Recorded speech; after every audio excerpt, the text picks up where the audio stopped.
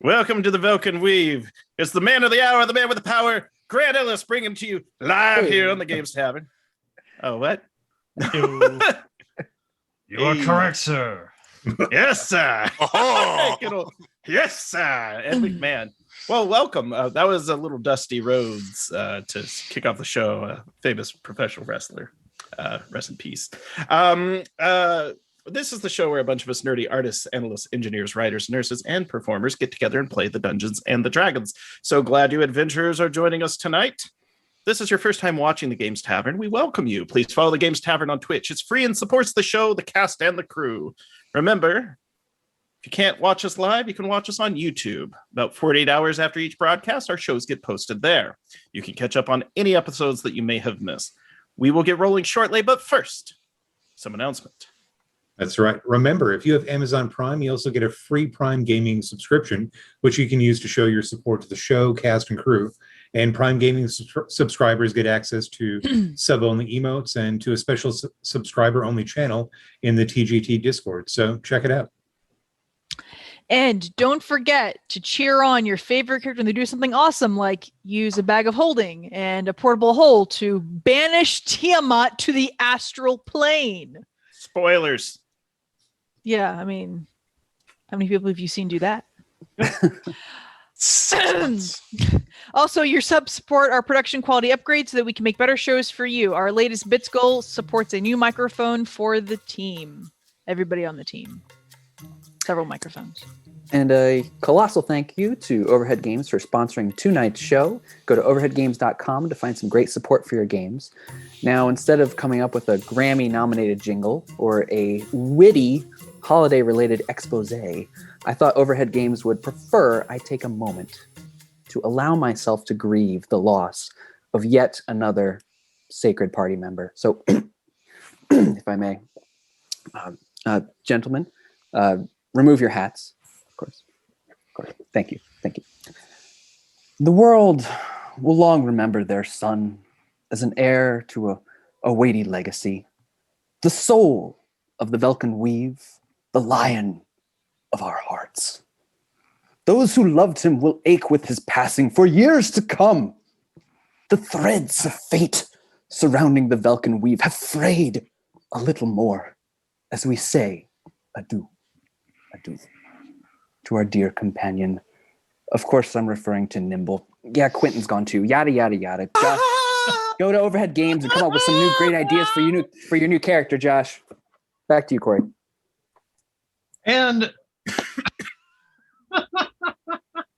I know, right? I knew it was coming too. Oh, yeah. That's great. So I want to thank Overhead Games again. That they've been a great sponsor for us lately. We've been able to give away some of their epic character generators each week, and I have some great news for the rest of the world that hasn't been able to win it. Apparently, everyone's eligible to win this. It's not just the U.S. and Canada, excluding Quebec, as per usual. So this is your moment, Quebec.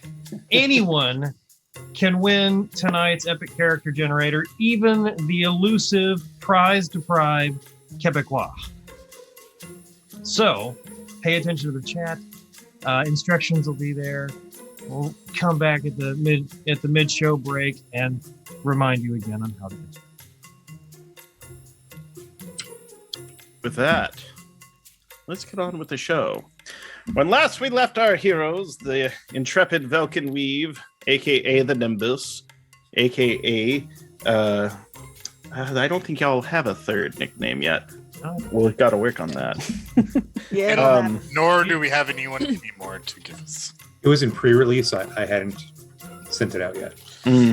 Yeah, we're workshopping some new names. They had battled against the brides of Azar Kul, defeating them both, vanquishing one and causing the other to retreat back into the fiery pits of hell that she crawled out of. They journeyed up the secret shaft to the inner sanctum of Tiamat herself. Secret tunnel? What? Was it a secret tunnel? Nope, Yeah, it was a shaft. It was a shaft. Tunnel. Tiamat's secret shaft. Tiamat's secret shaft. It's like Vicky's Hush Hush. It's where she gets her underwear. The strip joint. Listen, I told you the stand-up's just gonna get worse. I'm struggling. We've been warned. It's what. The Velkyn Weave went up where they found Azar Kul surrounded by Blue Abishai, performing a ritual to open the gates of hell and unleash an infernal army across the Elsir Vale, in the land of Ammon, beneath the realms of Baldur's Gate, within the Swords Coast. The Velkyn Weave handily dispatched Azar Kul like he was butter. They cut right through him.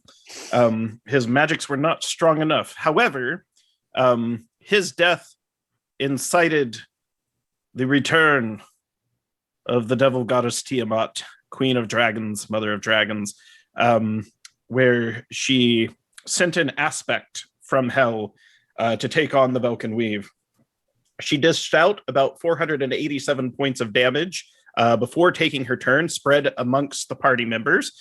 And it was then Quentin, the party's crafty half-elf, executed one of the classic D&D wombo combos, flying up onto the great fiend and initiating the weapon of magic destruction, and placed the portable hole on Tiamat, shoved the bag of holding into it after carefully dumping all of his belongings, which sent both Quentin and Tiamat to the astral plane. The Velkyn Weave had been saved. They had gates prepared, and the fane was crumbling. It being a hallowed place by the goddess Timora, Tiamat cannot return there. So she is on her way back to hell, slowly but surely. With that, the adventure begins as the Velkyn Weave are escaping the crumbling fane of Tiamat. We do have a monologue before we get into that, though. As always, each week on the Velkyn Weave, the players have a chance to earn a point of inspiration. This week, the prompt is, now that Quentin is gone, and we will go around and we will have, we'll actually go with Quentin, because meta, why not? Bope, Raingrim, Eldon, then Delirious. Now that I'm gone, I'm wondering if people will remember the letters that I had given them before my untimely demise, asking what to do in case of my death. And I certainly hope they read it. That's all. Okay. Oh, boy. I'm in a tight spot. He was the only one who seemed to understand what I was going for here. Might be in a bit of a corner here, but maybe that Rangrim fellow, maybe he's more friendly than he seems. Who knows? Surprising. I don't really know Quentin. You'd only been traveling together for what, days now. So he seemed like a good guy, quick, smart, everything that you'd want from your rogue. It's gonna be a shame.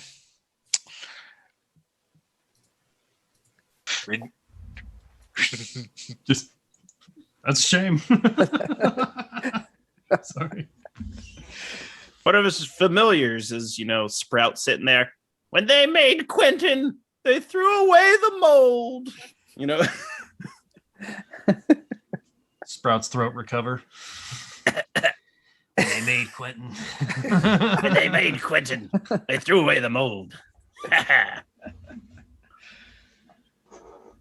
Jesus. Now that Quentin's gone, are we actually going to get credit for all the shit we do?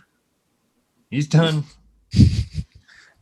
fairly good job of deflecting that over the last several months. Like the Nimbus, the Nimbus, that irritated me at first, I'll admit, but damn, that was actually pretty clever in the long run. Still didn't really appreciate all the Emerald Enclave stuff. I don't know. That didn't sit right with me, but is he really gone? Like, hell.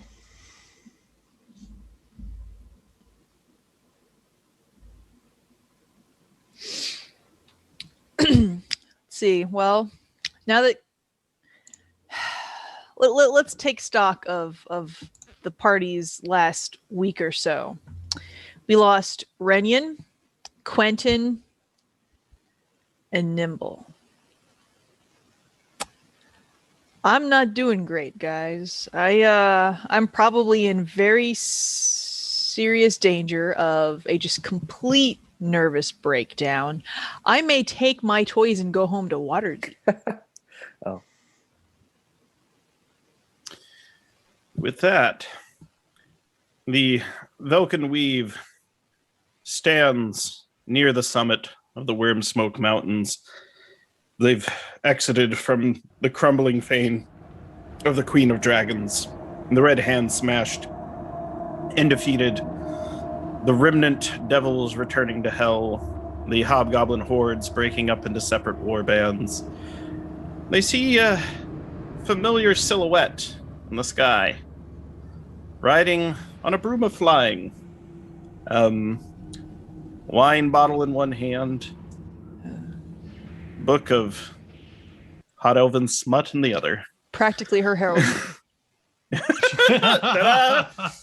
Booze and books. Just let it be hot. All right, and she comes lowering in front of the Velkyn Weave. She looks upon them, or the Nimbus. She says, "Greetings, friends and rivals." She says, "It appears your number has thinned." Blanche, as ever, nothing gets by you. You ain't Well, gonna believe it. I'm. So you ain't gonna believe what happened in there. What happened? Tell me. Well, we beat him fast enough, but then literally Tiamat came out of a portal up at the top of the fane, scared us all to hell, thought we were gonna die. That's beyond all incredulity. Sorry, I can't say that word, but it seems like one she would say. And Quentin did something. He threw all his shit on the ground, emptied the bag, and jumped onto the beast's back, and then poof, they were both gone in like a flash of light and sound. Just pop. Did you collect his things? Yes. Yeah, we got the stuff. I think, thankfully, we had another haversack that we had acquired lately. Shoveled it in there before we bounced out. Now, for Quentin, I'm sure he is bound to show up if you know where to look. where to look.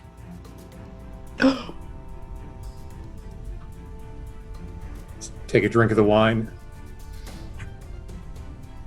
Did you miss me? Come here so I can smack you. Or hug you. I haven't decided. Fly down closer. Wait, Give what? you a hug. All right, that was 3 seconds. Ugh. Get off. Blanche shakes her hair, and as that happens, Quentin's face appears disguised self dropping. Hey, always have a backup plan. Good trick. Good trick. But you did get my stuff, right? He's telling me you got my stuff. Yeah, Here. it's in the haversack. Thanks. But So I know a lot of magic, and I'm still confused. yeah, I got questions still. Were you with us, or was that an illusion the whole time? If this was a movie, You have questions. How do you think I felt? Look, if this was a movie, this is when the flashback would happen, Yeah. and it would go through the whole. Like all Yeah. of the Italian job did it. And that's kind of what happens. So we'll sort of play out a scene. You see 3 individuals in a room. A secret council had been called. Emmerstal the Red, the High Wizard of Brindle. Blanche Lafayette, apprentice to the Ghost Princess, an all-around ne'er-do-well. And Quentin. They had a plan. Quentin, why don't you articulate and describe the plan to the group, just in case things got out of hand? Of course. Look, we're going to be going into the Fane of Tiamat, and I may just happen to be a dragon expert, not to brag, but I got a little knowledge bouncing around inside my head. And I don't think we've got the juice to take out Tiamat if she gets summoned. But I've got an ace up my sleeves. And I'm holding the portable rope and the portable hole. And in the direst of circumstances, I can try and release it upon her. It's not guaranteed to work, but if it does, we could be shunted into the astral sea or possibly anywhere. So I need a pickup if I end up off this material plane. And so the High Wizard and the devious-minded Blanche Lafayette figured out a way to fetch and expedite Quentin through a use of their magics and sacrificing some of their resources. Now, Quentin, in order to pull off this twist of fate, there was an item that you must sacrifice, a magic item from your belongings. Which would you choose? Ooh. Do I have to pay in advance? Or only upon return? This was upon return. Oh, in that case, that +1 studded leather of acid resistance. There you go. And with that, through some trickery, some high magics, perhaps a wish spell, they have brought Quentin back to the party. And we tried to do our whole Gandalf the White, Ian McKellen, and Christopher Lee double talk. But I like the Two Towers. So, Quentin is back. Julius, I'm so sorry about Nimble. Wish we could have brought him back. They'll never be the same after this.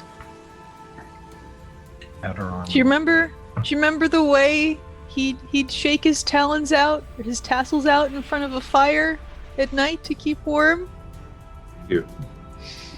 That was a special rug we had there. Sprout. Or how he would smother Deet and Tobias to get them to stop talking after curfew so we could all sleep. That was quite dear. Occasionally. I disturbing. rifle through my belt pouch and I hand you the silver carpet rug that's still got some of his little threads in it from the last time we brushed him clean. I know it won't bring him back, but you should have this. I'll keep this lint forever. Aw. It's gonna go in a little bag with his name stitched on it. Sprout's like, we should get tattoos of his name on us. Or No, not. let's not get crazy. Just throwing out ideas here. At this point, I would like Bope and Rangram to both make perception checks for me. Perception. Those two, you might ask. That's what I'm wondering. Yeah, well, I guess I'm preoccupied. I got a 15, so Got not a too bad. 4. 15. Rangram, while they're reminiscing about the rug he hardly knew, you notice a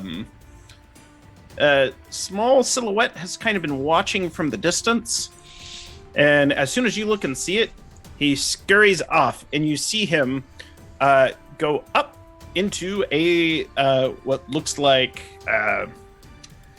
a silo of sorts. And how should we say this? If there's the Fane proper, looks like there might be a preparatory house or an ordnance house or something that the cultists of Tiamat used, or rather the Red Hand. And your impression was that was definitely a goblinoid staring down at you. A small one. Would resemble Sarvith, only he is back riding Velociraptor. Doesn't Show us the meaning of haste. Velociraptor opens the dictionary. Ta-da! He would. 2 drink minimum. Sir, any other goblins we need to worry about? I think I just saw one heading back in, like that building over there. That outbuilding over there, out on the side. Sure. There is an unaccounted assassin that killed our beloved paladin. That's right. Although I don't know that it would be his MO to be skulking out here. Seems smarter than that. If it was the Well, yeah, assassin, you think he would have taken a shot at us before he Yeah, skunked off, right? Yeah. probably. That's still weird. Like everybody else is skedaddled, right? Is that pretty much right at this point?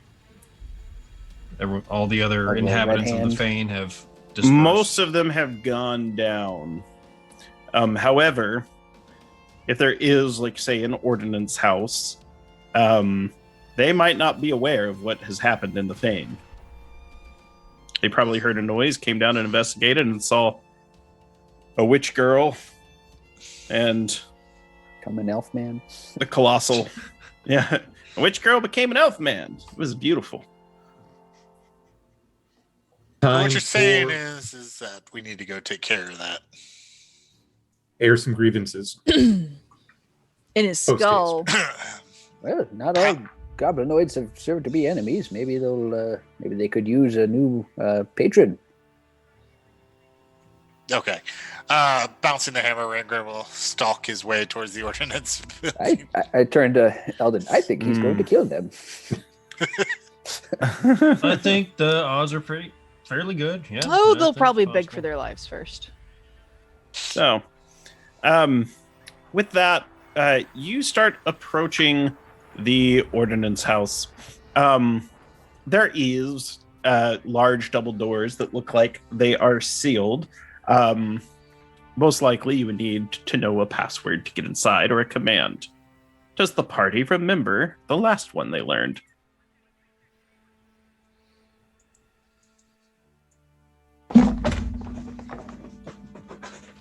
I do. I disguise myself to look like a hobgoblin monk. Hail Tiamat, devourer of worlds and scourge of hell. Oh, that one. Yes.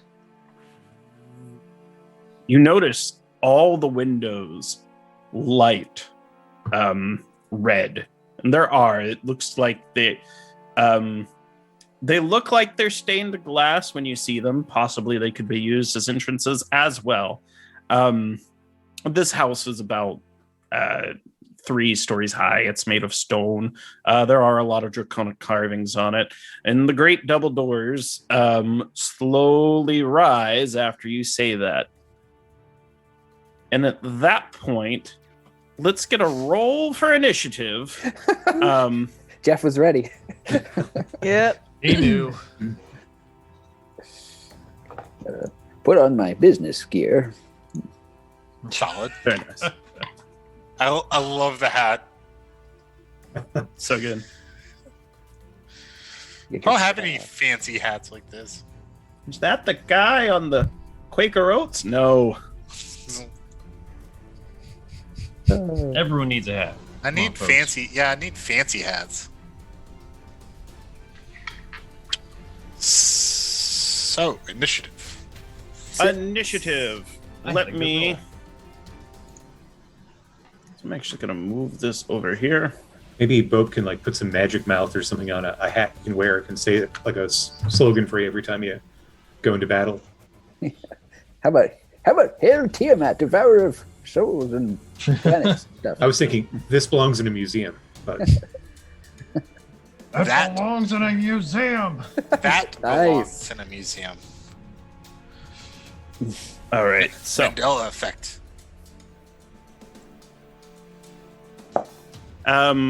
let's go around and let's get some initiative. So, Quentin. 18. Ooh. Bope. 6 on a roll. Not as good. Rangrim. 17. All right. You will go above. Eldon. 21. That's Feel- great. Feeling quick. Doliris. So I'd just like to remind everyone real quick that I actually have advantage on initiative, Do. and I still got a 5. Oh. Wow. And then let me check with on Doliris. Goofus and Gallant. Always so nimble. Oh. Wow. Too soon, Tom. Too soon. Is your initiative grouping up with the enemy that we're going to be fighting? Is that how this goes? All right. Let me. Okay, I've got these guys. Hey, one of them has negative modifiers.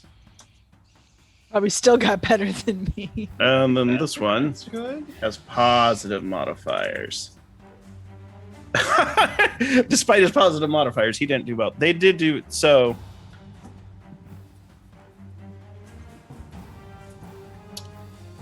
Dun dun dun.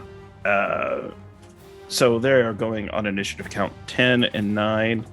And then something else goes on 20. Something else. Here, All right. still get to go So, first. Eldon, you see into a room, and if we want, we can jump. The Velkyn Weave is essentially. I'll let you arrange yourselves. We can jump to combat map 1.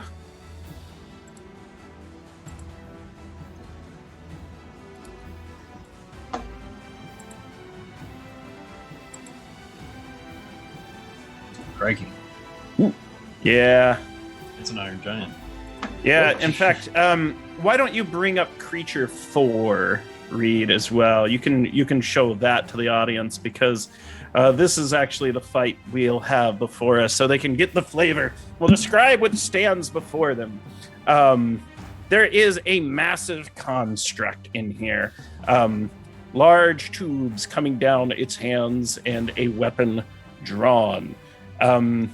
There is a small goblinoid standing up high on a ledge. There is a massive cannon next to him, and the room feels abnormally hot, almost as if fire itself is being made manifest at all times in this domain.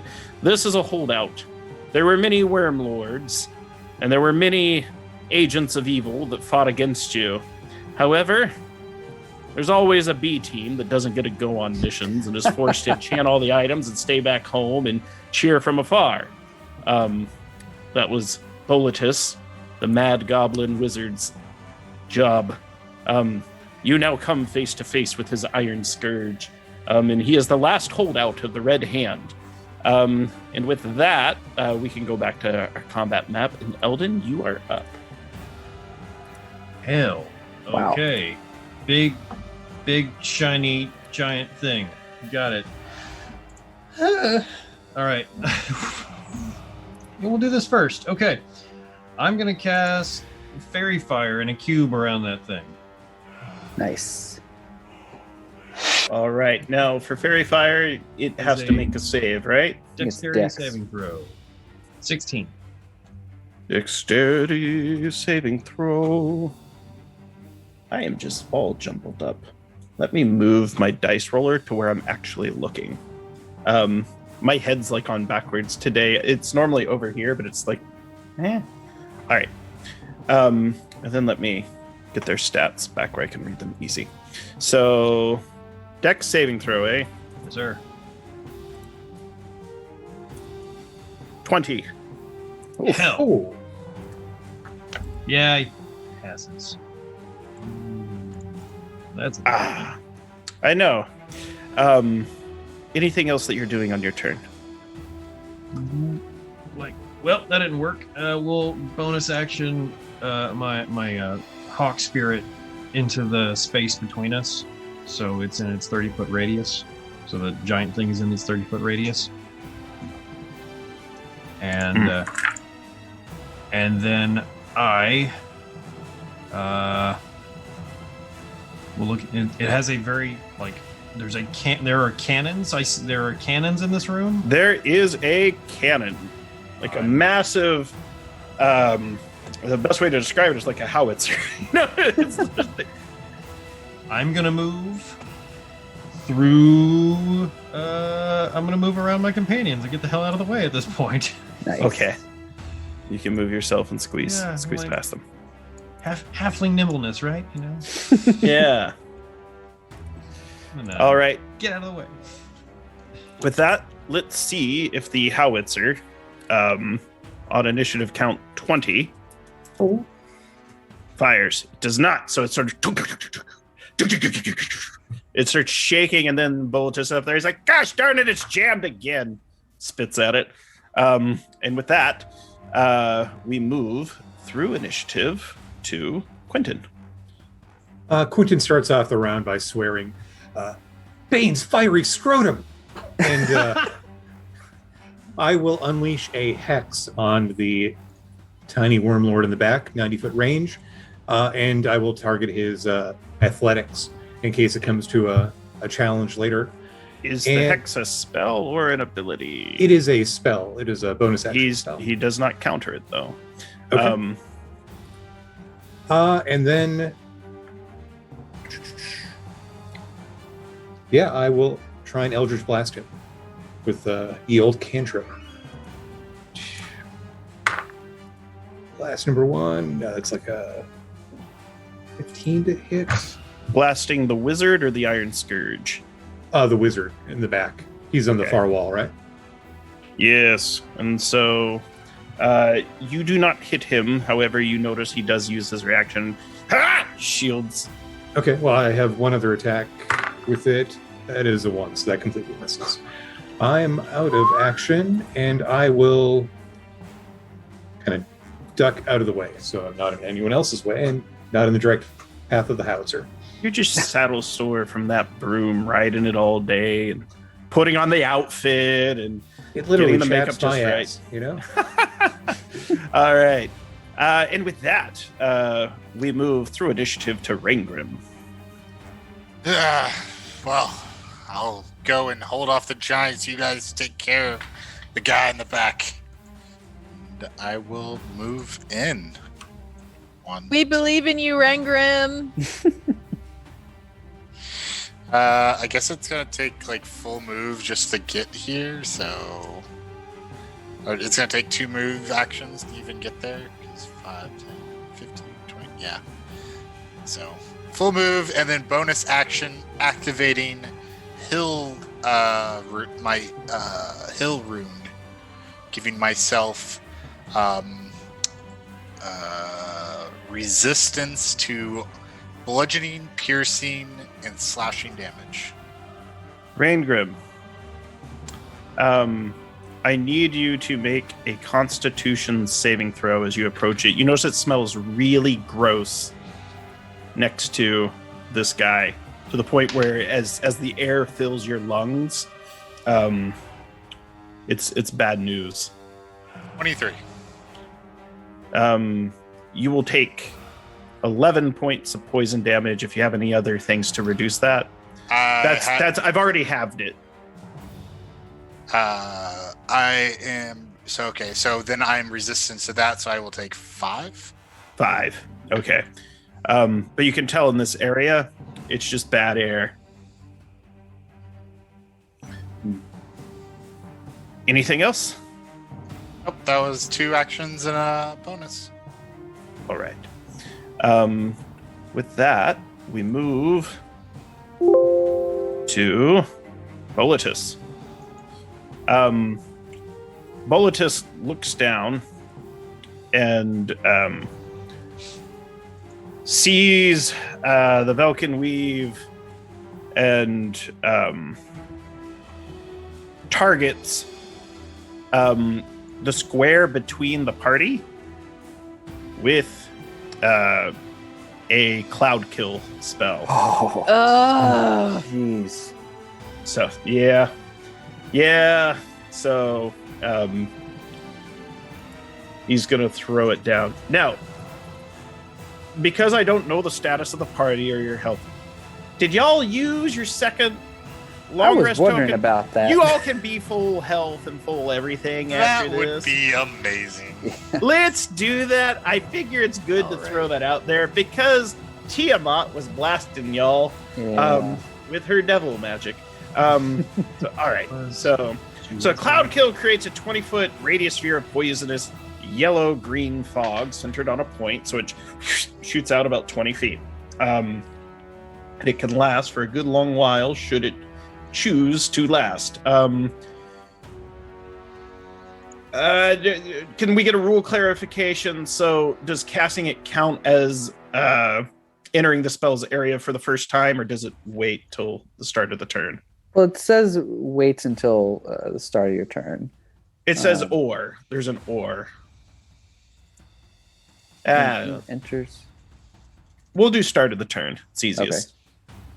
It just makes sense if it's there that it happens. I think I've seen two different interpretations. One, when it hits, you roll damage, and then the other one is at the start of the turn. I think either way makes sense. Is it cloud kill one word? As long as you don't Cloud take kill one damage word. twice in one round, it makes sense. I'm not going to have you take damage twice in one round. We'll just do it once this round. So anyone in there, it won't reach Rangrim, and it might. So 5, 10, 15, 20. It actually catches everyone outside. So everyone make a Constitution saving throw. This is this against poison? Yes. Yes. Right. I have advantage. The I natural swear to one. God, I cannot beat a 10 on any sort of save. I still feel that's it. I know it's like that every night for you, right? Yes, as a matter of fact. Yeah, you're not just talking about today. No. So it's going to be 29 points of damage. All right. So that's 58 for me. I think so. 14 for me. Well, I had a bunch of temporary hit points saved up there. You got him. I You guess. inhale them away. Achoo. Oh, that's right. I had those So- hit points. Right.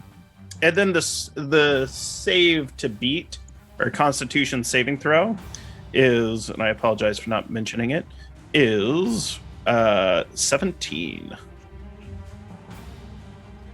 Well, that was pretty high. I was think we all unlikely to failed make it. that. Considering And my con bonus is 1. with that, the Iron Scourge goes. On his turn, he is going to make some attacks. So, Rangrim, make a dexterity saving throw. He raises his arm with the ominous cylinder at the end and turns it on. Okay. This Not the might- ominous cylinder. 5. So that's a 7, so probably not enough. So instead, I'm going to activate my Ring of Evasion Hey. and auto succeed. Nice. Very nice. Good call. I actually think this attack. So we'll get another clarification. I'll let y'all decide. 30-foot cone. Does that spill out the door?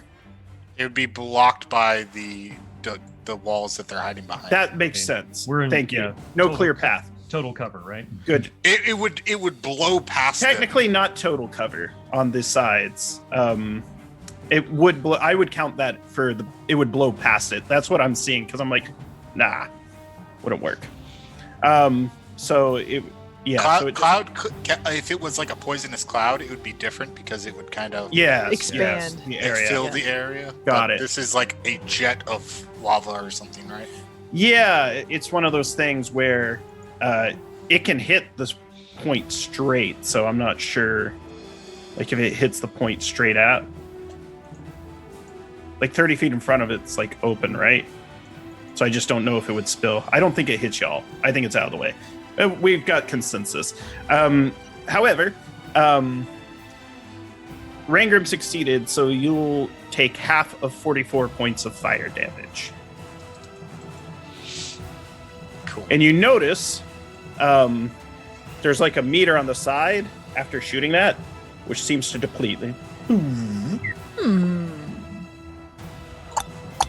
And then, Rangrim, I need you to make another dexterity saving throw as you notice Woof. one of these flame jets on the side shoots out towards the golem at the end of his turn. Another 7, so I guess we use another charge. I don't know. And auto succeed. Does it look as intense as his? No. Then no. All right. 22 points of fire damage. Oh, That technically was not as intense. Yeah. You can. It was Oh, half as yeah, intense. you roll. Yeah. So, and you notice as that flame jet hits him, the meter starts to go back up on his flamethrower. jeez. It's okay. I'm already at half health, and I haven't even attacked yet. All right. So,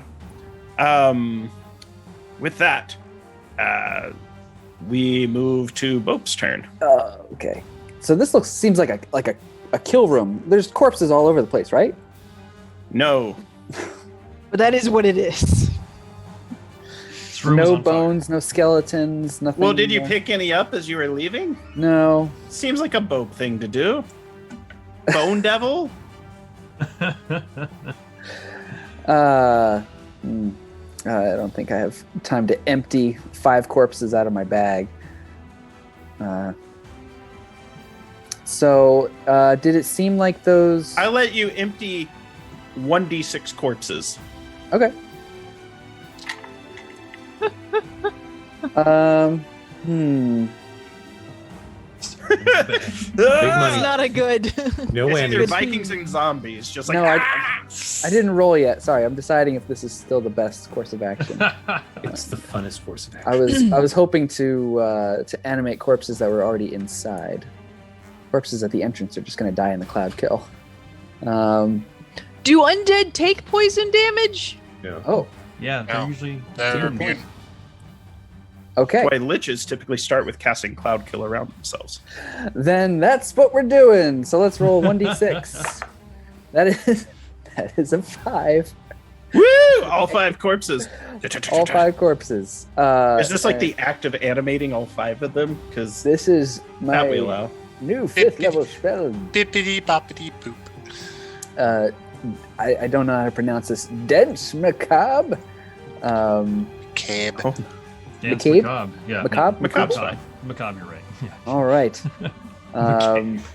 And yeah, as an action, I summon MacGyver.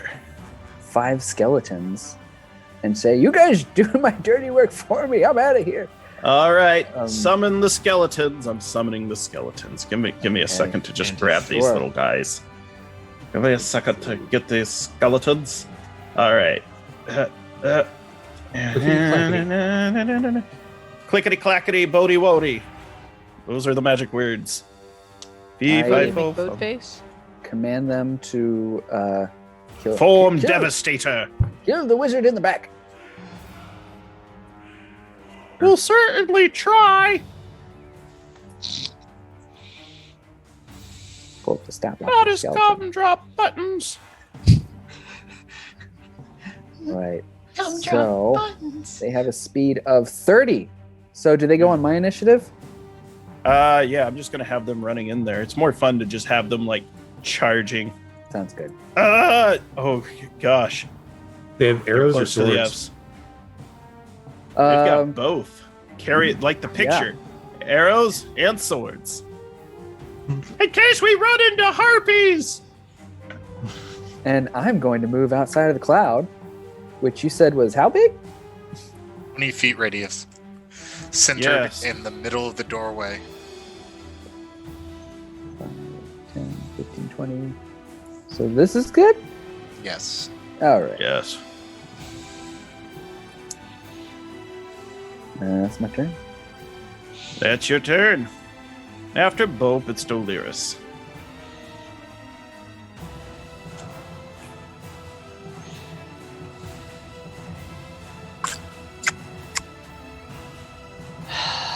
Too many spells I want to cast. Okay, so we're gonna hop right there.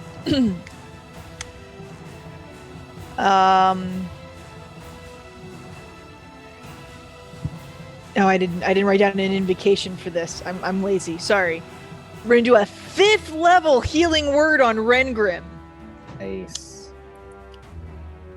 Very nice. Shit, no, not that. Hold on, that was the wrong. Not that it really matters. Mass healing.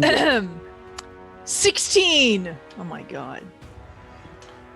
So take 16 health.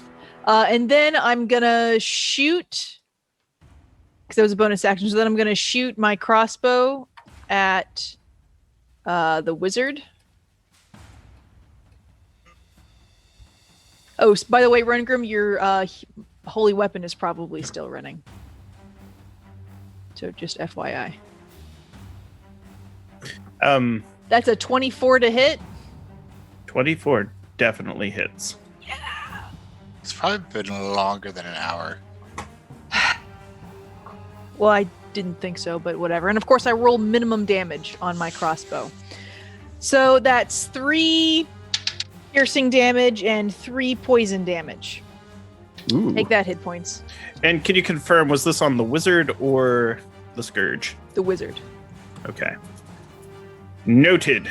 Duly noted. And then I'm gonna boop, go over. Hold on, where are the boundaries of the cloud kill? So about 4 squares in front of that center point, Yep. and then 4 squares to the left, and then 4 squares to the right, and 4 squares behind. Come on. 5, That's pretty- 10, 15, pretty much all 20, that, right? 25. Okay, this is as far as I can go. Fuck. Can someone please dispel the cloud kill? Got it. I had to make a concentration check, but I made it. Oh. Well, he only took 6 damage, so. Yeah. Yeah, the something else happens when you do that. At the end of your turn, the Iron Scourge activates a legendary action. Oh no! Yes. Bane of my existence. And he takes a swing at Ringgrim. Really was the bane. At Ringgrim. 28 to hit. Yeah. 18 plus 10. He hits you for 39 points of regular slashing damage. As he cuts in. And it goes back up. 39. Wait, how much? 39. Whoa. So 19. You're not raging? All right. And with that, we go back to the top of initiative. And it is Eldon's turn, I believe. It is. All right. Why did we go in here again? Oh, okay. Who can remember? Who It was a can dumb remember? idea. So you got to clear out the area. Rengrim wouldn't know if we just left because of the cloud. You know, it occurs to me this is Don't a admit- pretty. This is a very strange building to build because it's super deadly, but only if you're in this room. But does the room move? I mean, why would anyone do this? There's no reason to go in. So think about it. If you had a war weapon, would you leave it out in the open? Or would you stick it in the garage? Keep it out of the bad weather. You'll notice all these fires to bathe it. Yeah, Keep it but I nice don't and know. powered. It seems Nice. excessive just to be the garage. I don't know. That is pretty cool. Tell that to Bulletus. No, He it goes, is super "Listen, cool. This is my man cave. He says. I just think it's kind of impractical. That's all I'm It's saying. highly impractical, but it's all they gave me. You got to take a quarter of the world and make it beautiful. That's what I did. All fire, everything. And he sputes like Jimmy Snuka. Actually, it was Ricky the Dragon Steamboat. I got it mixed up. Who spits fire is a pro wrestler. All right. With that, Eldon's up. Fires everywhere. These jets of fire all over the place. There's Are they- jets of fire, and you notice one goes off, and they look like there's some sort of rigging. Are they coming out of the walls or up out of the ground? Or ceiling, I guess. I don't know. Oh, they are functional spewers that look like they've been built by a goblin with far too much time on his hands, Far too much time. or they've been tinkered. They are physical objects. Most likely, like some objects, could be destroyed or disarmed. Yeah. I have no idea which one of those went off earlier because I was not in the room at the time. It was the yeah, but I'm okay with the meta. It was the bottom right corner. Okay. You also notice in that archway, it's like dripping lava, just dripping. Terrifying. Nice. That's where they bathe their golem. Apparently. Okay, so I will hit this. Can I hit this flame jet cannon that's to Eldon's left? To my left with a frostbite. Yep. So frostbite's one of those where it's a save, not an attack roll for some reason. It auto fails and takes max damage. Nice. It takes 12 points of cold damage then. All right, let me double check this. Cool. So you notice it starts to rupture and break, barely held together. It's probably functional, but it can't take much more damage, or it will become inoperable. Disappointing Bulletus, the Mad Goblin. Gotcha. Okay. Wish I did cold damage. I'm not mad. I'm just hangry. Sorry.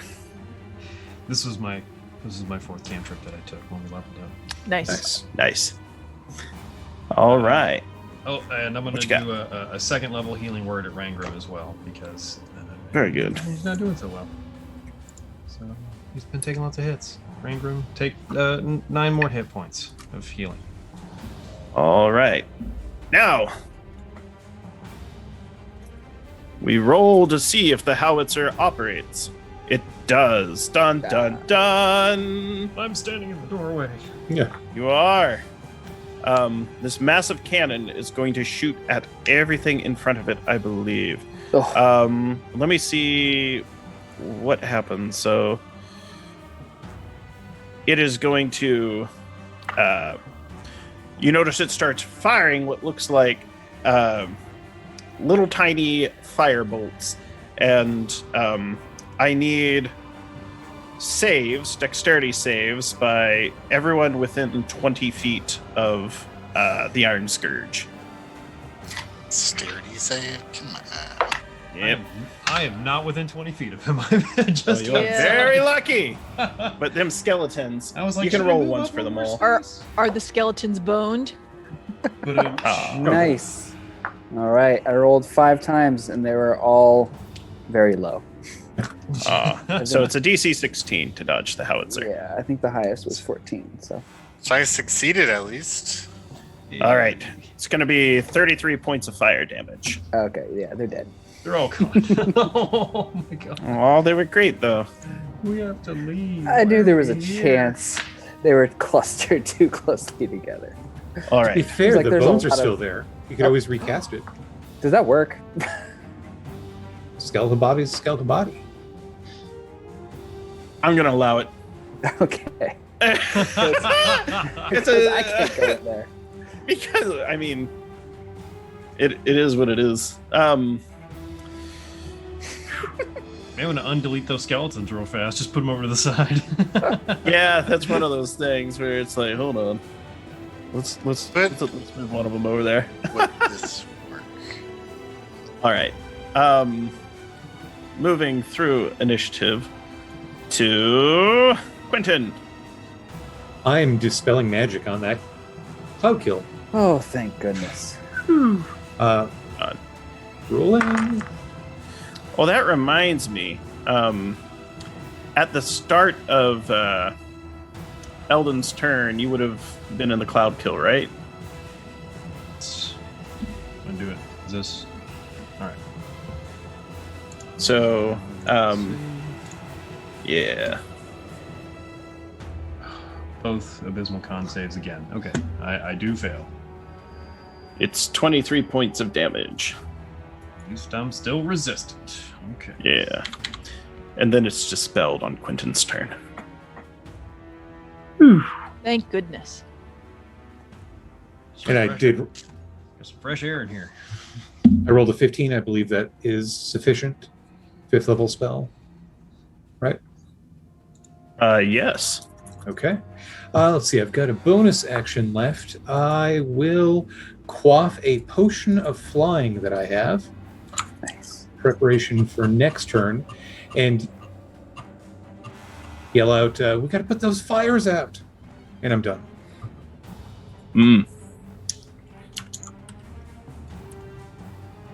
And with that, it's Rangrim's turn. Fun. Oof. Yeah.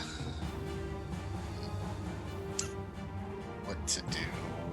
And you know on deck that Bolitus would go next, and that he is a spellcaster. I mean, there's not much I can do. I'm going to go down this turn, but it's okay. It's what it is. Taking 70 damage in one turn. It's You rough. are the only one No, in there. more than that. You've dished out more than that, though. I haven't done any damage this Means in the game. past. But in the past, you've dealt lots of damage. Maybe. Debatable. Yeah, very. What do you very mean a debatable. lot? It's tough. It's tough when you're the only target in the room. No, it's what happens when everyone else. Wow. Yeah. Yes. What was the rest of that To be sentence? fair with Bob, almost took 150 points from Tiamat last session. So, yeah. My job is to heal. I can't do that if I'm dead. Let's Rangram, I grant you advantage Hey! on your first attack there. sure. Bonus action. Let's tango, big boy. As Rangram becomes large. Nice. And first attack. Yeah. Advantage. Aha. 25 to hit. Nice. 25 hits.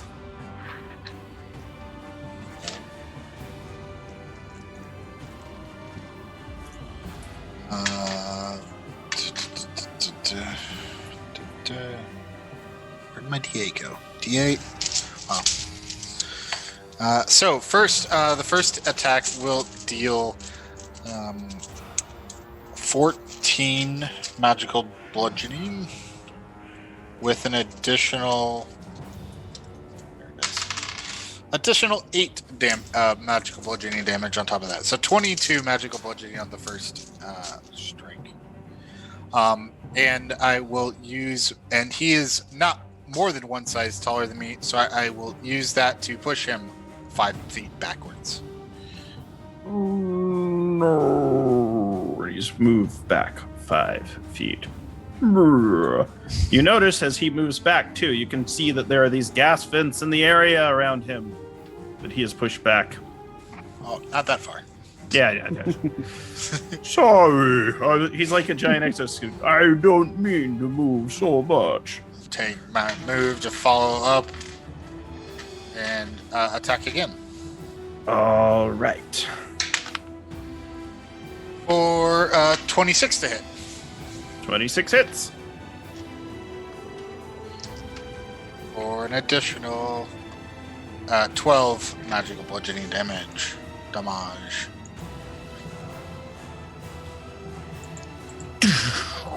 A massive points of 12. Hammer blows. And that's it. All right. With that, I need you to make a Constitution saving throw as you stand in this area in the stinky smell of the vents in the floor seems to be causing an issue. The DC of this is 16. Oh, I got a 17 because 10 plus 7. Nice. All right. 22 points of poison damage is the total before your resistances. Okay, so 22 divided by 4. It's like 5. You got this, Nimbus. It's all this the problem is that all this unignorable damage. Yeah. In Quentin, it's 30 feet tall. Thank you. All right. After that, Boletus goes. And Boletus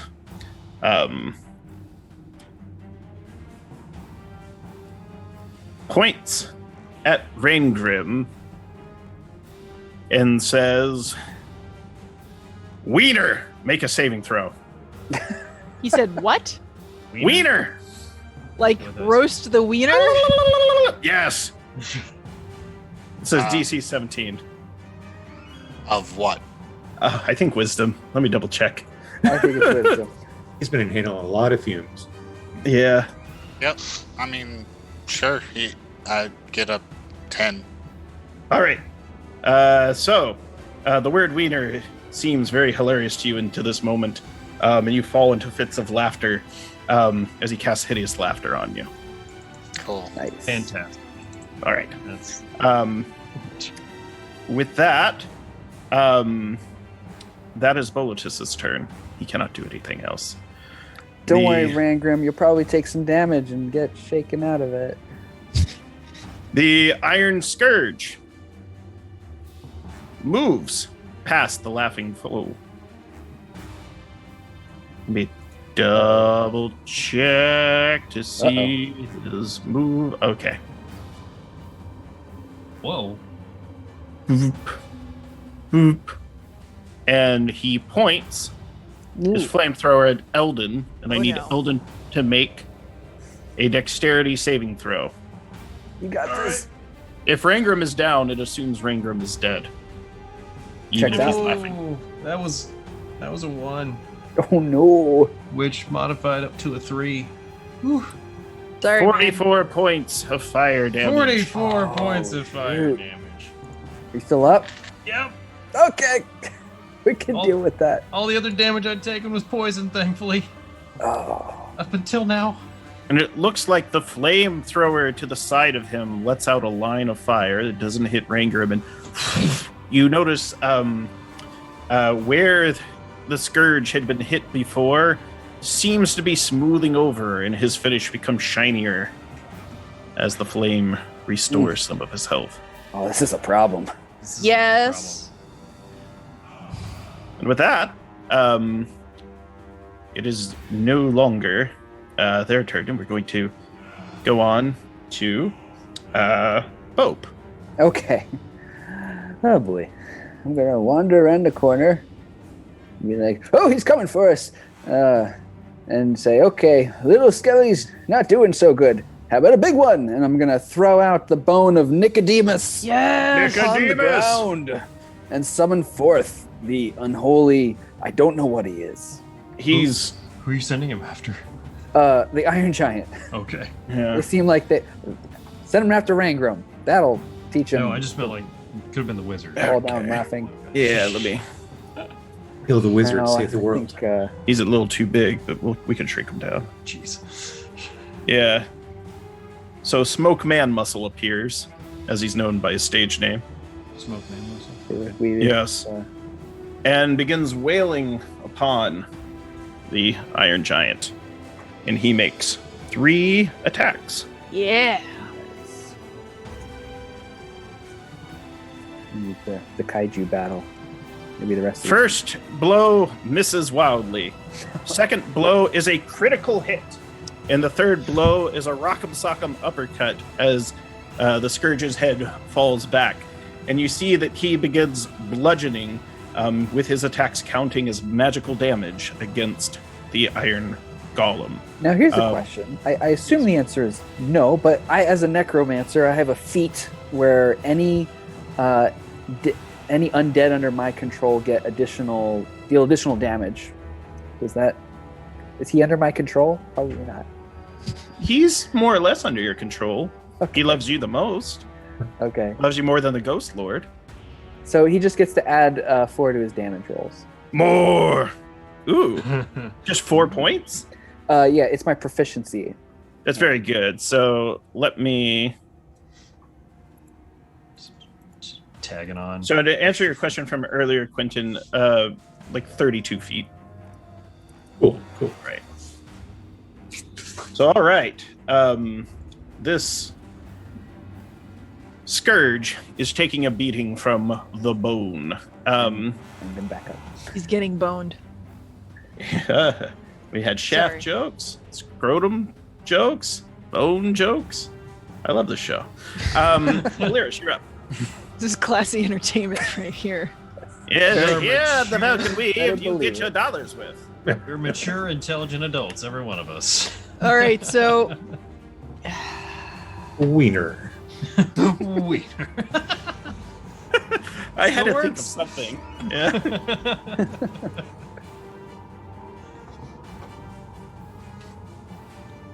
okay, we're gonna move 15 feet here. We're gonna slap a 3rd level cure. Timora grants you the strength to carry on the fight on Eldon. Take 14. That was a shit roll though. I will take it Keep them nonetheless. Then I'll pop back behind this wall here. All right. Since I can't do anything useful to the fire flame jets. And with that, the Scourge, as a bonus action, attacks Nicodemus. He reaches out with one hand and the flamethrower, and dumps the flamethrower onto it. Let me double check. Okay, yes. Eldon, you're going to have to make a saving throw again. Oh, hell. Yeah. I just fixed that. I mean, a little. Oh. That's not fair. I rolled a 2. It's going to be 44 points of damage. Oh, no. And you notice that And I'm unconscious. so he's allowed to actually incorrect. You could not have been targeted by it. He can still use it, but he can't use it in that way. He can only bathe himself and whoever he is adjacent to in the fires as he sits between them. So, sorry, it is self-immolate. His flamethrower ability is in 2 different sections. There's the action, then there's the legendary action. Cool. So, Okay. So I'm not dead. Got it. you're not All dead! right. Psych! Sorry. These are weird abilities.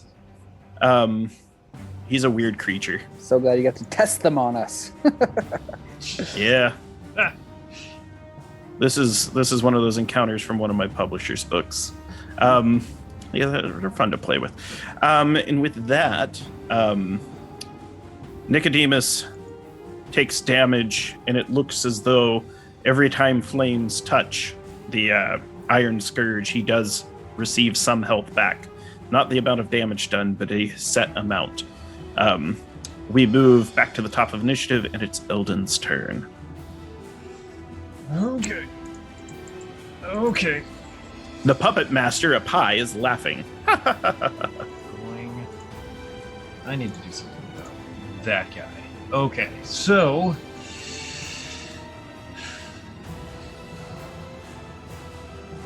So far away, though. Okay, I need to move. All right, so we're gonna do some moving first. Nicodemus isn't gonna take a swipe at me, right? He does smack his lips at you. What's left of it? That's disconcerting. All right. I heard you were friends with a horse. Says. Does that make him more delicious? All right, Corey just gave me a look. I was like, I'll shut up and see myself out. Gonna have to write some apology letters. All right. Don't you talk about hell whip. Keep her name out your mouth. All right.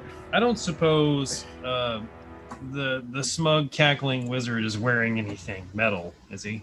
No, not at Ooh, all. But damn he it. does look pretty squishy if he doesn't use his spells. Well, yeah, he's a caster. Okay. That's how we roll. He is dressed in soft robes.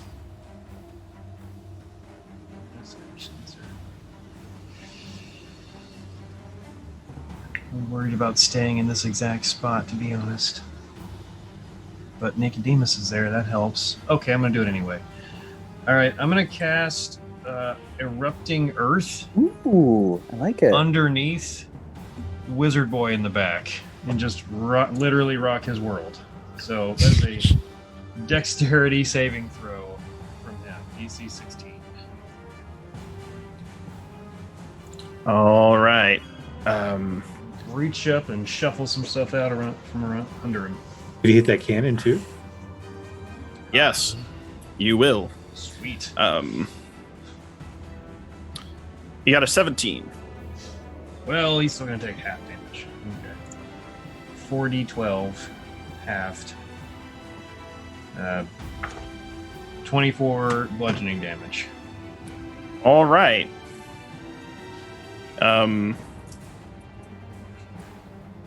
A 2 for his concentration saving throw. So Rangram is no longer under the effect of hideous laughter. Nice. Not funny, Rangram. And he looks, to borrow a term from 4th edition, beyond bloodied. Hey. Yep, erupting earth spell. Does erupting earth leave like a patch up there? It does. It is difficult terrain in that 20-foot cube around, or that he's in the middle of. Filed.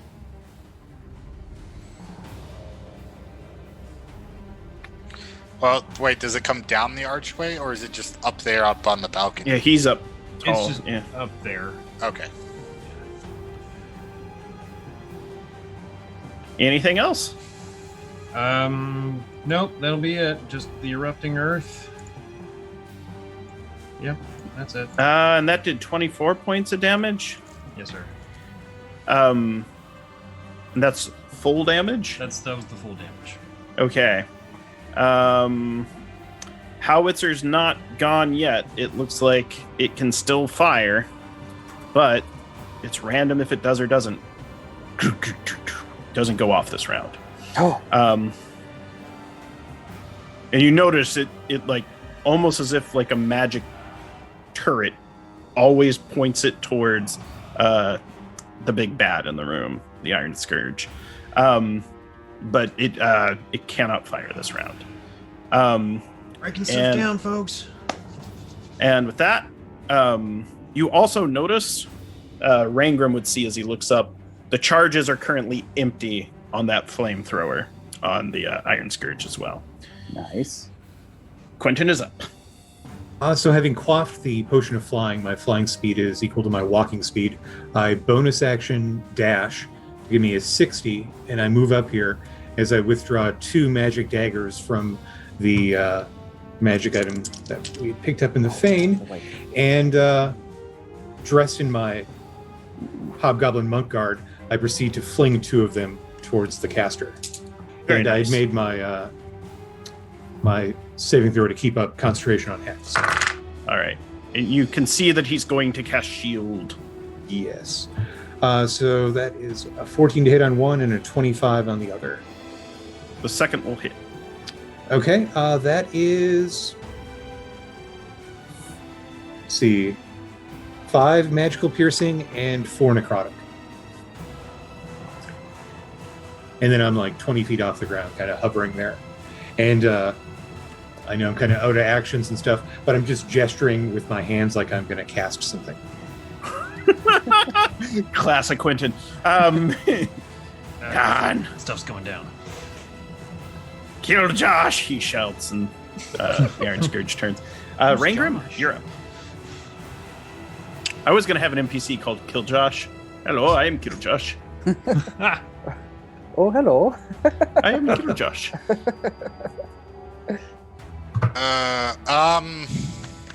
So, question. Yes. Typically, even though I'm 5'8", for a dwarf, we doesn't say anything about movement speed. Same with when I grow to large size, it doesn't say anything about movement speed. Yeah, I think your movement speed's probably what it is, unless it says something else. So 25 even when large. Got it. So don't have enough. Oh well. Yeah. It's kind of weird. That's why I double checked the Iron Scourge too. I was like, oh, I bet he has great move. Nah. You are not in the stinky fumes anymore, though. Oh. Or I don't think you will be if you move a little. These guys are just sized weird. Like, Stinky fumes. if you Jeez. would, Yes. yeah, you'd have to go down 5 feet more, and then you would not be in the fumes if you want. So like here? Yep. Oh. Okay. Oh, it's coming from the gas vent. Yeah.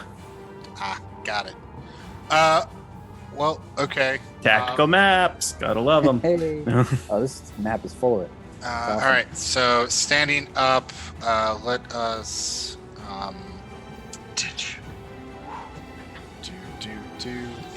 we shall second wind, bonus action second wind to regain some health.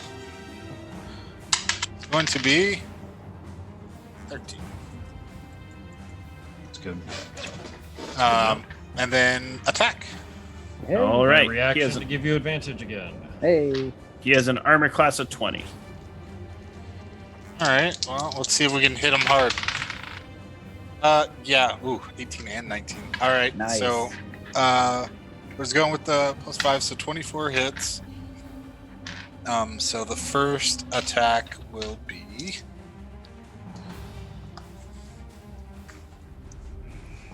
What- Do I keep putting it away? I don't know why I'm. Oh, my dice hate me. So that is 26 magical bludgeoning damage. That's good.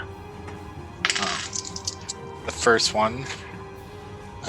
Second attack. Another 29. Another 24 to hit. That was 24 to hit or 24 damage? 24 to hit. Okay, that hits. For an additional. So 20. Another 24 damage. Ah, I can just subtract that back. So I was like, oh, 24 to hit? Let me do. Oh, add it back. Oh. All right. With that- Always playing with your heart. Anything else Rangrim's up to? No, that's it. Bonus action, 2 attacks, and a movement. All right. Bolotus is going to go. He's going to lob a fireball centered on basically the square right above Rangrim. So that's where he's going to center it. So it should get, I believe, Eldon, Rangrim, Nicodemus, and the Iron Scourge. Dexterity saving throw, DC 17. I actually passed it. Thank goodness. 19. I rolled a 17. Woohoo.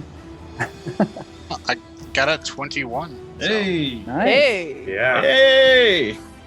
All right. And the damage,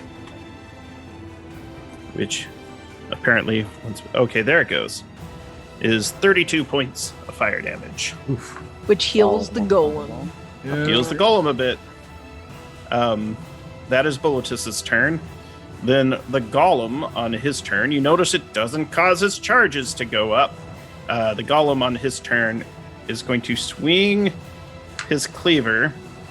He's actually going to, I'm going to roll off. In fact, one of you roll off.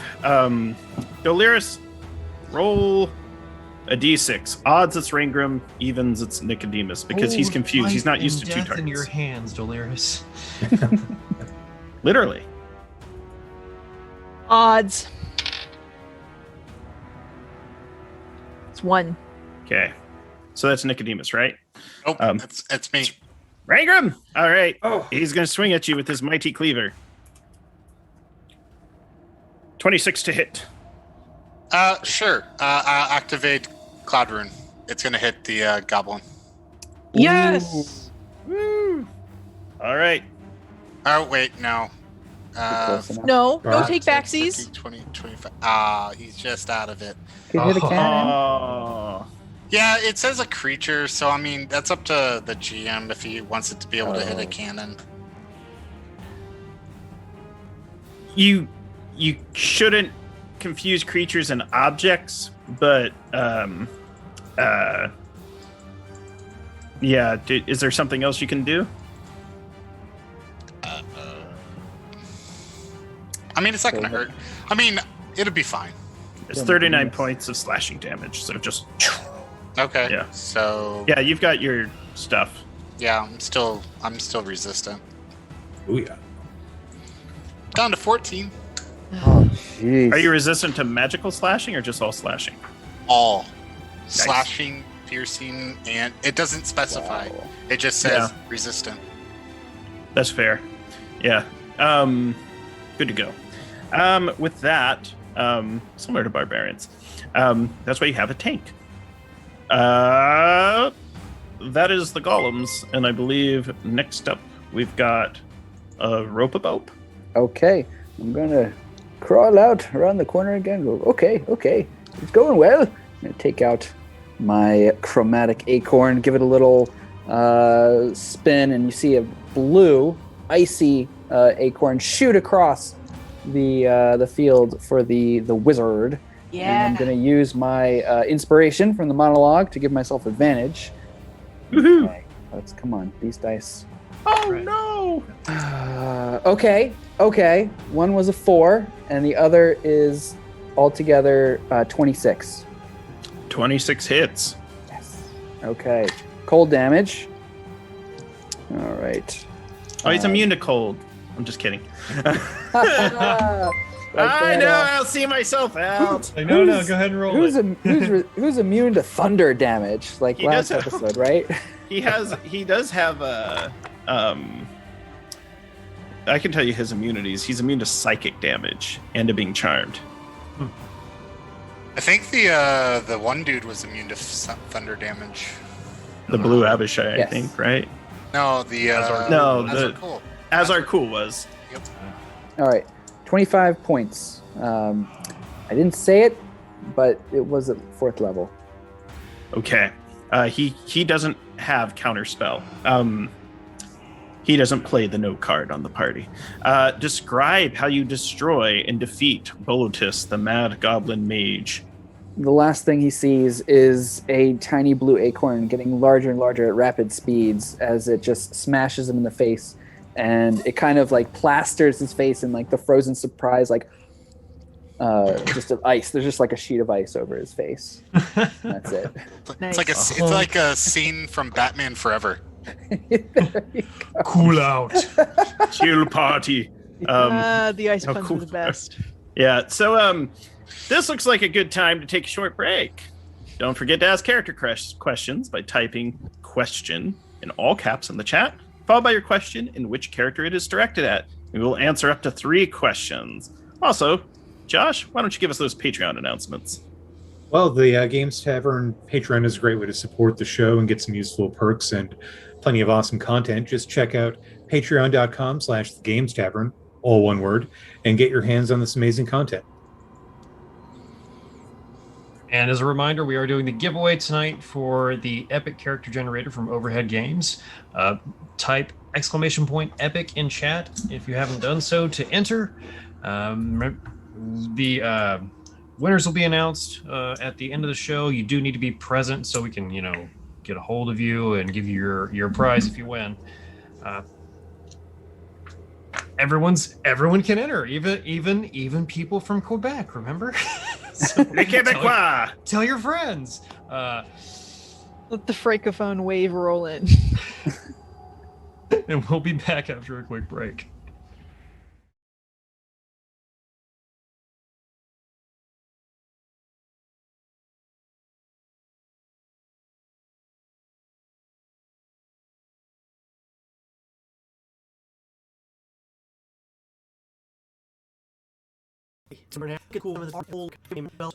Probably going to talk to them at the interview table at some point. In addition to that, we also do tabletop game reviews, as well as accessory reviews, models, miniatures, unboxings, you name it. Plus, every week we provide you with the latest news and new releases in the tabletop gaming space. If it's involved with tabletop gaming, chances are we're going to cover it.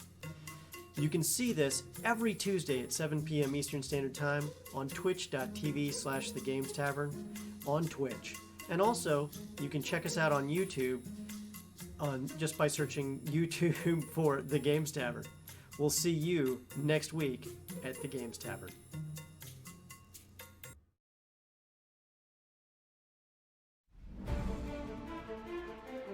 Have you ever needed quality images of characters for your games or stories, but couldn't find the time or assets to create them? Epic Character Generator comes to your rescue with lots of features.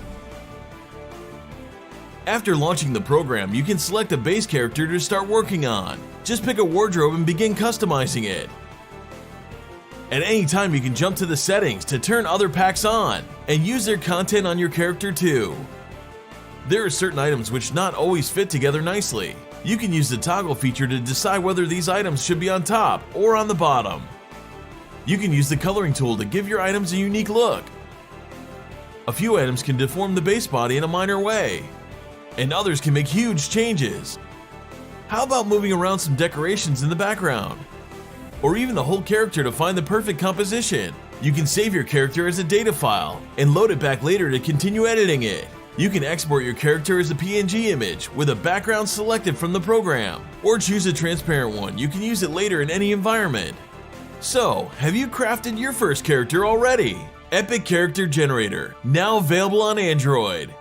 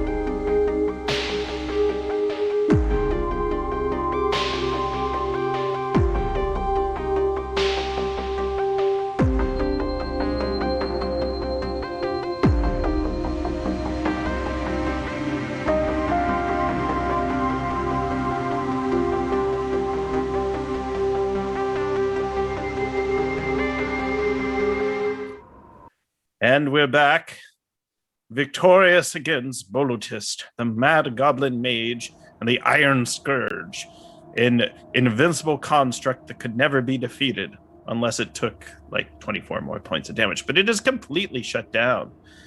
Jeff's got all the moves tonight. Hack that thing apart for parts. It looks valuable. That's kind of like the pigeon, like, you know, get the old chicken head going. The Red Rooster, for another pro wrestling throwback. Terry Taylor. All right, ruined his career. Now,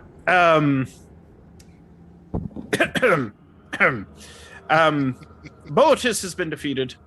The Scourge is non-functional with the Puppet Master stopped.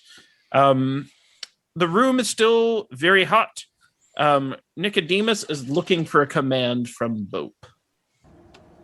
How long you got? Do you how long you hang around? We never really explored this. It kind of looks. You hear a voice speak in your head. It is the Ghost Lord. He goes, "Call him back into the bone. Do not let him think for himself. He'll start making decisions on his own." All done. Job's done. Got another snack in the bone. Here, boy. Mm-hmm. He goes back into the bone. You hear like a faint, another voice and speak in your head too. Different voice. It goes, "No snack. I've been deceived. You will not fool me again." Oh dear. What have you done? I know what you carry. And with that, you are free to look around this room. Pretty hot in here. I want to Flavor. disable the flame jets, if I can. The flame jets, you can. Do you want to beat them down, or do you want to try to disarm them like a thief? I want to try to disarm them like a thief. Quentin's got something. Maybe we drag his corpse out and the golems first, just in case things go sideways. I mean, I don't think we can drag that giant metal. Golem's very heavy. Bucket You may have head to over there. disassemble that thing where it. Can Yeah, only all be done this- magically. All the goblin out, sure, and if no one else is interested, I'll go drag out the goblin wizard. I'm not. I Now- can probably do that. Fly over and land on him and fly back, and me and Eldon can drag him out. Yeah, if you'd like, you can drag out. The Iron Scourge is too heavy. You also notice if you try to manipulate it, it has a trait called Magic Infused, and it is immune to effects that would either disassemble it, alter its shape, or modify its size. Because that's the way they That's the way treat. golems work. Can that be dispelled? No, it is a trait. So you remove the wizard. Searching the room as well, you do find his spell book. It is a spell book with the dwarven insult generator. Very nice. Just for Jeff. Yeah, you find a spell book. You find Bolotis's spell book. It is a wizard spell book, and I will. It will require some reading and translation. It's just written in the goblin language, but he has a variety of spells in there that may or may not yet be learned by the party's wizard. Time will tell. There is also a large amount of money. You find his hidden stash, his money stash. You notice these coins are of different denominations and currencies, almost as if he's been robbing the red hand from under their nose. Like some of these were obviously tithes and offerings. Some of these are rest coins stolen from lizard folk. Some of these, it looks like he minted himself, and they're more like Chuck E. Cheese tokens. Maybe he was working on like Does it have his face on it? Just like Yes. Bolotis. It's Bolo coin. Oh. The goblin after my own heart. I bet he has a second book. You know, a little travel spell book. He does have a book of vegan recipes, though, as all wizards do. That monster. Rangrim's struck by inspiration and is off in a corner crafting on his helm some rune. Etching some new runes. Very nice. Something about the fire. Is there anything else the party wants to do in here? Let me grab that coin total. I see where it is now. It's on the left monitor on my blind side as opposed to my right monitor, where the second point of information I needed was. All right, so there are 700 gold pieces and 35 platinum pieces total as you go through it.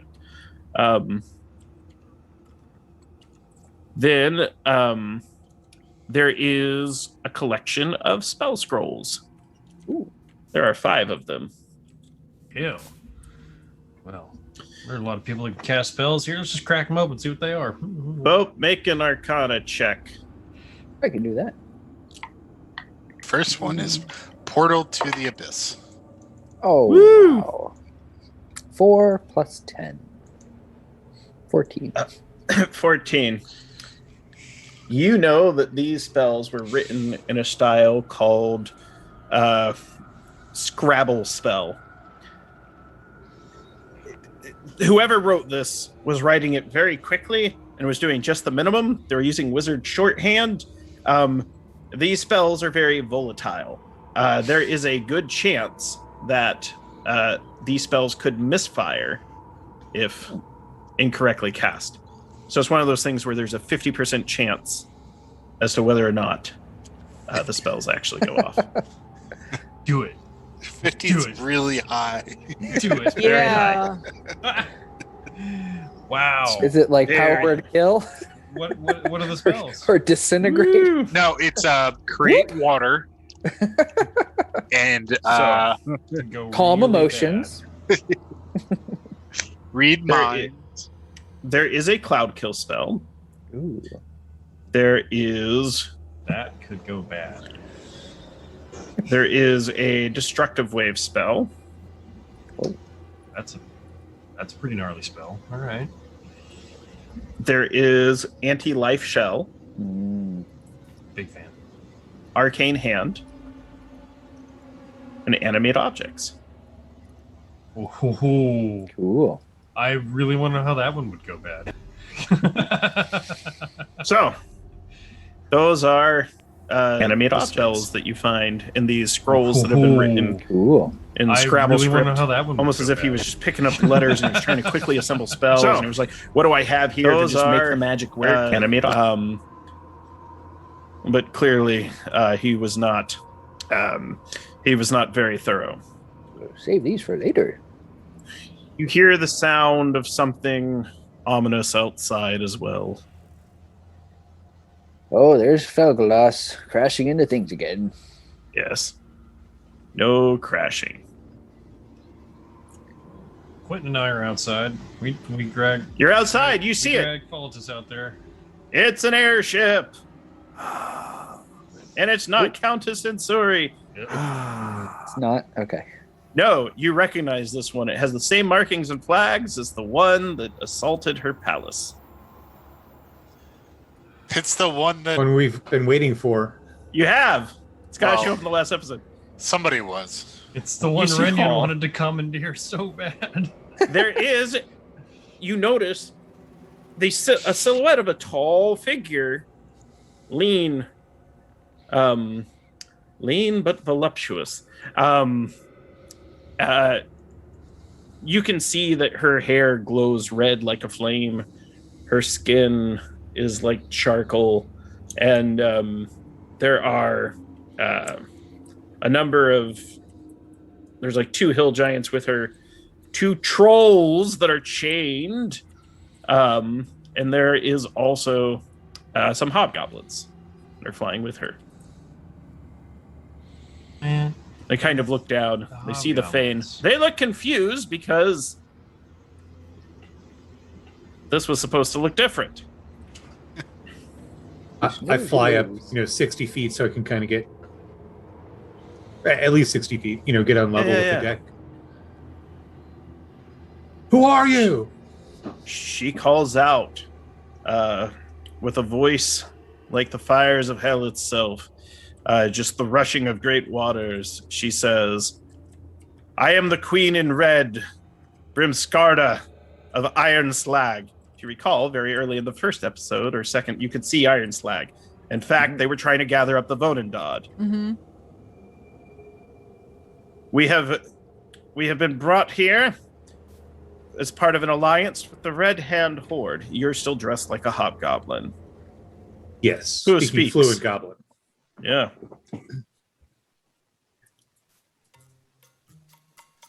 You're speaking to Flint Fist, Master Monk. We come to wage war against the Countess, who calls herself Queen. Well, ill winds must have met your journey, for the Wormlord's ritual to summon Tiamat failed, and he is in the Nine Hells. The war is over. Then we shall take hold of the remnants of the Fane and build up our stronghold, for we have traveled long.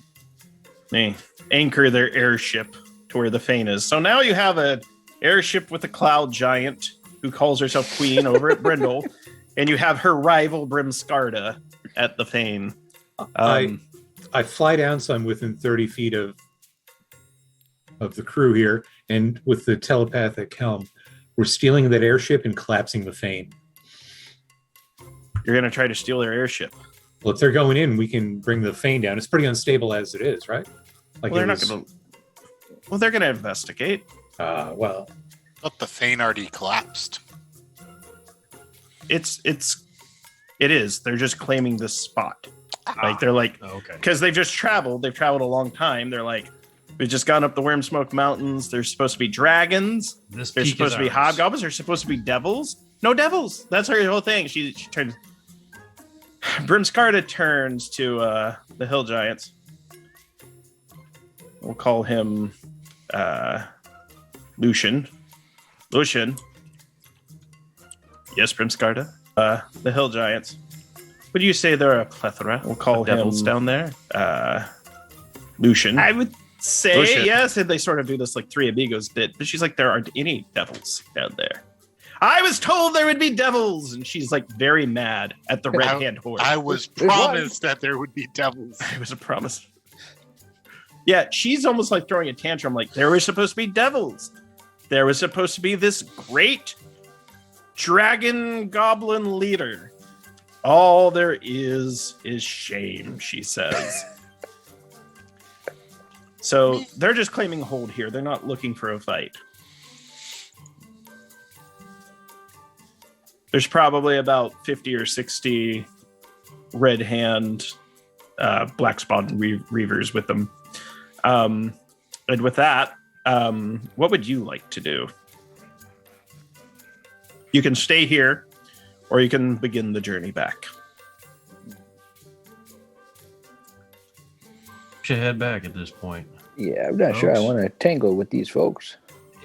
Not right now, anyway. Like giants and trolls, and how many did you say were up there, Quentin? a deck full of them, like 5 dozen. I mean, could they fly? If we just like pop the balloon and they crash, would that would that take care of them? Or are they not high enough up? And am I not that lucky? It's a very good question. Uh, You've already cheated death once today, Quentin. yeah, how lucky you feeling? Extraordinarily lucky. I was afraid he would say that. I still don't agree with him on this. I guess the question is, do we plan on staying in the Vale, or is this somebody else's problem now? Well, I mean, we've gotten rid of the worst of the problem. quite. It'll- But it'll- I mean, do we want to try and sick them onto somebody else? The Ghost Lord to the south? Surely I mean, there's devils in there. I What don't did he see a do to reason. anybody? Yeah, I don't see a reason to fuck with the Ghost Lord. Well, I mean, I'm sure he destroyed some souls in his time. Raingrim, will you make a history check for me? With advantage. matter of Sansuri as well. You know, she's hanging out in the skies above Brendel. Yeah. She did who's offer us first? a bounty if we brought any fire giant heads back, didn't she? 22. Rangrim, what you know about giants is this is going to be a chess match between her and Sansuri here in the south. They're both going to vie for power, but they're going to be very slow about it. I was just about to say, pointing Her Majesty at this problem will create a Stalemate. a chess game. That will undoubtedly be involved in, since Sansuri happens to just love us, weirdly enough. Well, I'm sure there's reason enough for us to find stuff elsewhere. I have heard tale of other places to go and items to find. But, So is Renian Keep to reinforce, to rebuild? And see how the statue's going. That's sticking around here, though. Perhaps. Rang- All right. Rangrim, would she let you go like that? She doesn't truly own me. I've just been merely in her service. Remember how she had all the Eric Crocra simulacrum? She has taken some snow and made like a fake Rangrim where she's just like, he's still here. And she kind of sets him the same way she had Eric Crocra on the shelves. Like there's a Rangrim that watches over the troops. Like he's always watching. It's awkward. Is our Rangrim made of snow? I need to No, but that would be great. Lick his shoulder. Oh, Yeah, that old trick. I look one more time, envious at the airship. Another time. So, question for the group. As this season of the Velkyn Weave is drawing to a close and we enter into our final hour, what are some loose ends, threads, or scenes that you want to see played out? Because peace has been restored to the Vale slightly. There is a missing assassin who's still out there somewhere. There is Scarther, I believe his name was. There is Countess Ansuri holding the Ghost Princess captive in a lantern. There's Brindle itself and Lady Call, who is My betrothed.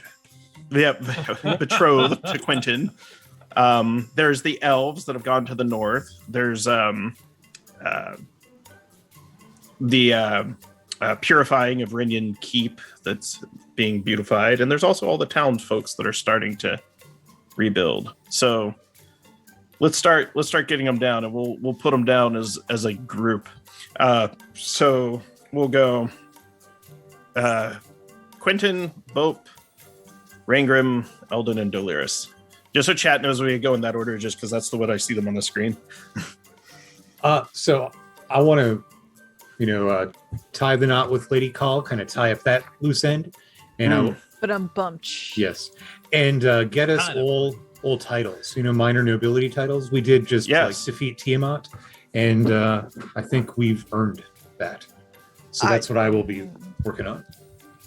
Okay, so who do you want to perform the ceremonies? Ooh, if I snub Queen Sansuri, that could be bad, but this could also be beneath her. Wow, so many choices. Well, Do you want Dieter Tobias to do it?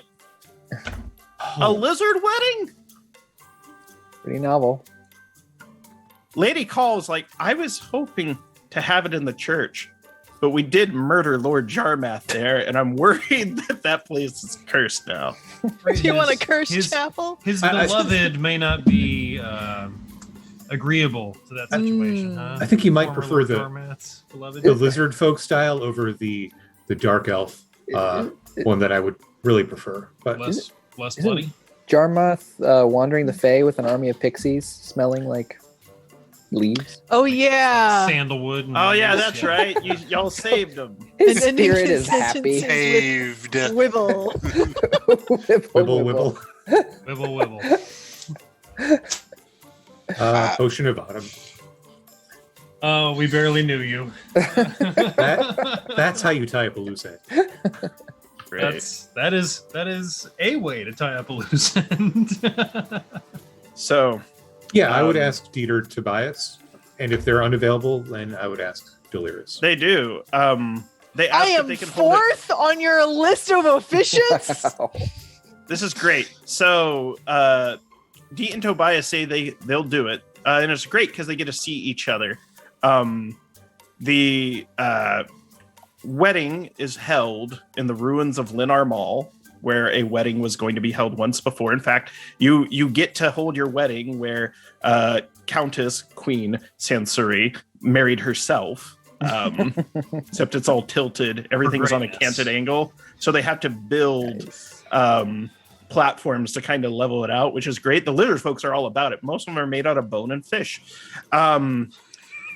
This wedding is just so high society. Do you remember the wagon they used to pull your stuff with? Like, that's part of it. Like, that's what you're led up. Yes, and that's the honeymoon is held in the swamp, and they're going to take you on a swamp buggy tour. But you are all given minor titles. So, Bope is now within the domain of the South. They refer to Bope as His Grace. His Grace Bope Wisbane. The Raingrim is known as Captain Raingrim. He is an honorary captain of the court. So they figured it is a military title. And he's the captain. Eldon is referred to as the good gentle of the court. Good gentle Eldon. He is the good gentle. Landed. Quentin is actually given the title of Laird. So it is essentially it is the equivalent of a lord. They ask if you would prefer to be called Liege Quentin. Yeah, I like that. My liege. Yes. And Doliris is known as the Right Honorable Doliris. What kind of perks come with this position? Ooh, so you are all viewed as favored anywhere in the Elsyr Vale because your names are known. It's like, once a king or queen of Narnia, always a king or queen of Narnia. So for at least the next 5 years, you're viewed as favored people here in the South. Beloved heroes. Renown, if you will. Also, who called me honorable? That person's high. That was me. Tobias did, and he was high. He had several hallucinogenic toads and was like, the right honorable Delirious. His eyes went, all right. Toad. Yes, but Quentin is now viewed as essentially the spouse of Lady Call.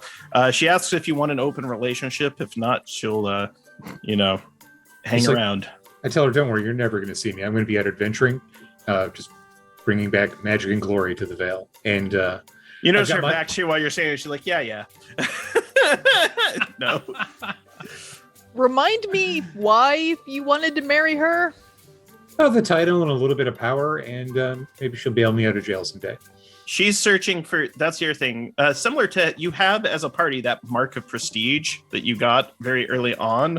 Indeed. This is similar. It is a mark of prestige where it's befit of someone who's essentially running the largest city in the South. So she has armies at her disposal in her private army. Each one of those things where she is trying to take out insurance policies on Quentin, but it's just very hard to lock down. Yeah, good luck with that, honey. And she's You want like, me to sign a prenup for you? She's like, that's why we had a priest of Timora perform the ceremony. For luck. Good luck. I'll see myself out again. And with that is the wedding of Quentin and Lady Call. Bope, what's the scene you want to see play out in the epilogue of the Red Hand? I would say that evening, after that extensive, 3-episode nonstop fight him out, exhausted, troubled, I'd probably have pulled Delirious aside for a moment, and just say, Delirious, you really keep. I know you don't see yourself this way, but you really hold us up with your honorable ways, your devotion. Your devotion, not honorable. Sorry, that was mean. I didn't mean it. Your devotion to Timora, it's really something. Only to be compared to that of Renyan, he was also impressive. And it's something that none of us have. I'd like your advice. As I've spent time more with this book, and I feel like I'm losing pieces of myself. I feel like I'm losing control, and I don't think my soul is my own anymore. What do you know about souls? What does it mean to lose one's soul? So I'm gonna level with you. I didn't pay a whole lot of attention in soul class when they were training me at the temple. But I have some wisdom for you anyway, perhaps. Why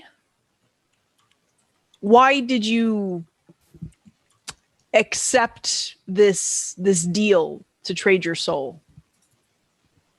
No.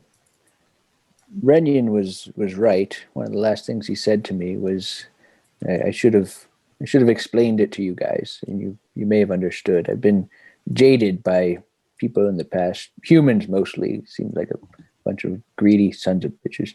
But perhaps you could understand. I'm really old, Delirious. I'm really old. Okay?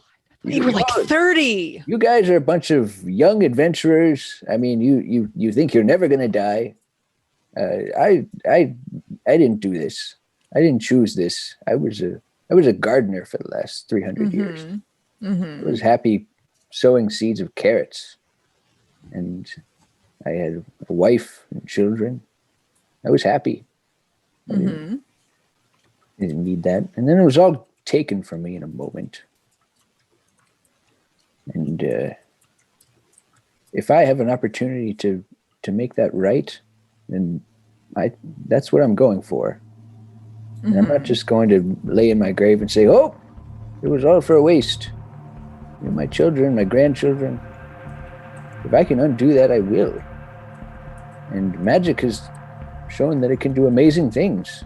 And I mean, one path is not going to be the right way. You have to try multiple paths. And what I was trying wasn't working. I wasn't getting anywhere.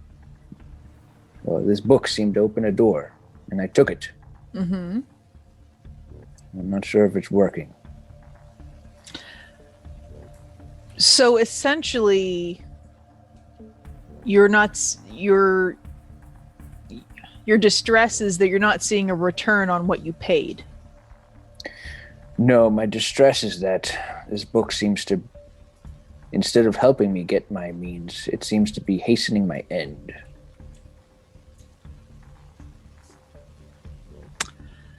Then I think the reason why you thought you accepted the book's power was not truly what you wanted, if you're regretting what you paid for it.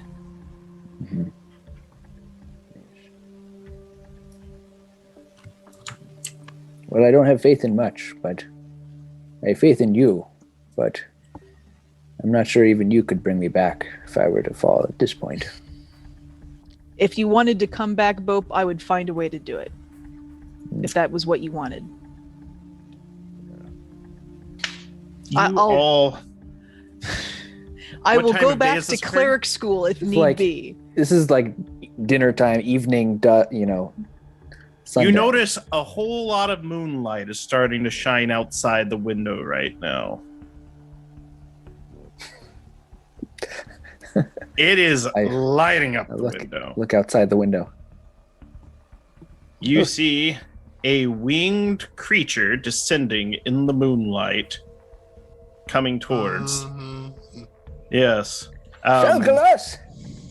Not Felgalus. These wings are on the back. there is what looks to be like shimmering coins floating around it in the moonlight too. The window opens. In the air, appear before you is a celestial being. Doliris, favored of Timora. Is this the deceiver? Looks down at Bope. I start to back away. Oh boy. This is my friend who has struggled with Oh boy. with himself, with his goals, with a great sorrow heavier than any that we have known. And his crime is he is just mortal.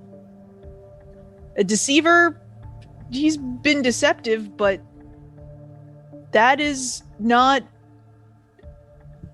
really a sin in the eyes of Timora, is it? Bope is just crimson red.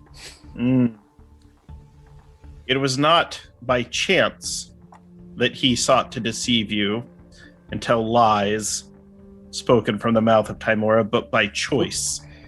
And at this point, though, he goes, however, from a position of evil, he sought to do a great good. I ask for an exchange. And then she holds out her hand, and you see an envelope. It is gilded in gold. It shines like platinum. It is radiant like the moonlight. And she goes, allow me to take. Both of her hands are the same size. She goes, allow me to destroy the book. And within this envelope, you will find the location of your brother Nope. The Just map sweating. to reach him. Looking at Doliris.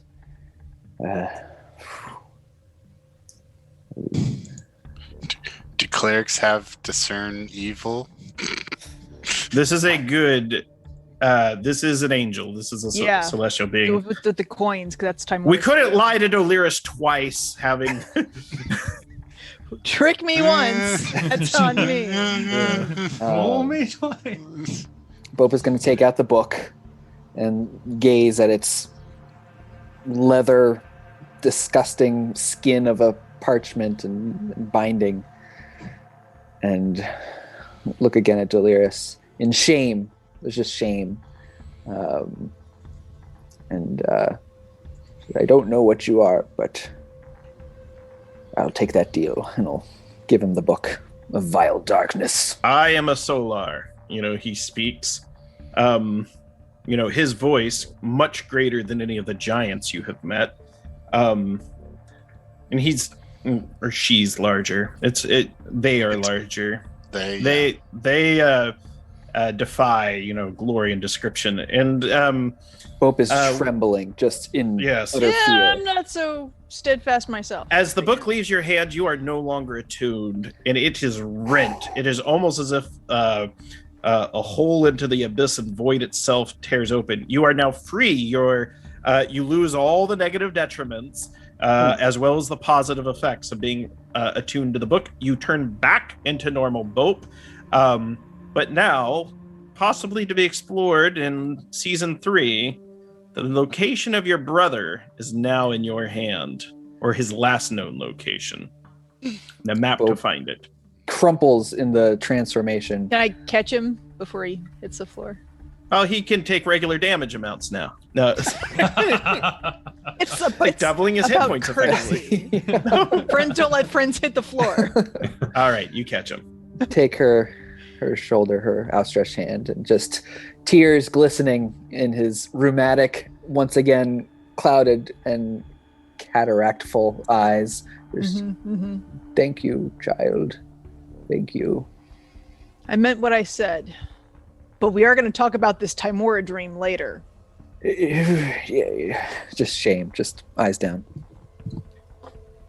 There was also a second wedding that day. I decided Tybalt d'Avignon married Captain Manspread. They decided they wanted a wedding too. Like, woohoo! When did they have time to bond? Well, y'all were saving the world. Yeah. There's like, I heard Renyon was here, and like Captain, like Lady Call was like, tell him to depart, and then Captain Manspread was like, you can stay at my place.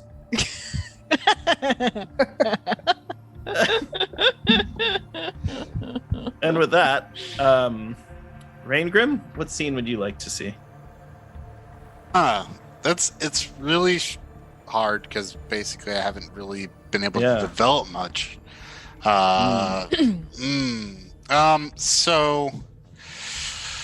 I guess the only thing that would make sense is the scene of Raingrim of myself exiting the Queen's service for actions rendered. Yes. There is a big to-do. The wedding was big. This is bigger. Every cloud giant in the region flies their cloud castles above the Elsir Vale. Because Countess Insuri is the highest ranking cloud giant of them all, she is able to do this summon. And she gathers them all. And she asks, she speaks,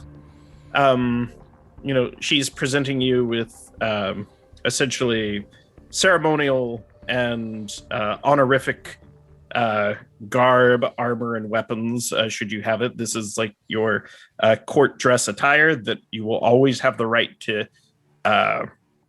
wear. And she also states that she would like to give you, she will grant a single request within her power, which is mighty, she says with her eye and little hand. Release the ghost princess. Quentin shaking his head. Rangram doesn't have a horse in that race. Yeah, I was like, Rangram has no idea. I know. Turns out that Quentin is disguised as Raingrim. Release the ghost princess. Excellent party. Raingrim's off training someplace. I would never. Wow. I truly don't. It can be something related to the factions. It can be a general request towards Cloud Giant behavior.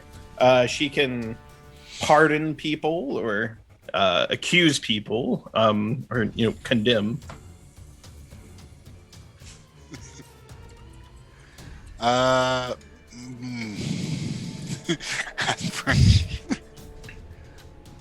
It's actually with the noble sacrifice of of our steadfast friend in arms.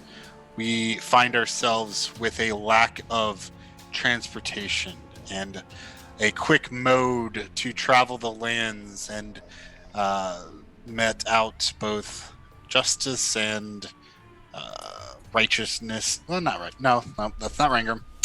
That's Renyon speaking. I need to pull that back. There's no righteousness here. In order to get where we are most needed, to get to the places that need to be found and explored. Yeah, she goes, I totally get what you're saying. Tholen, release the Velociraptors. And like a flock of Velociraptors coming out. And this is how you'll try. I'm just messing. I was kind of into it, though. I know.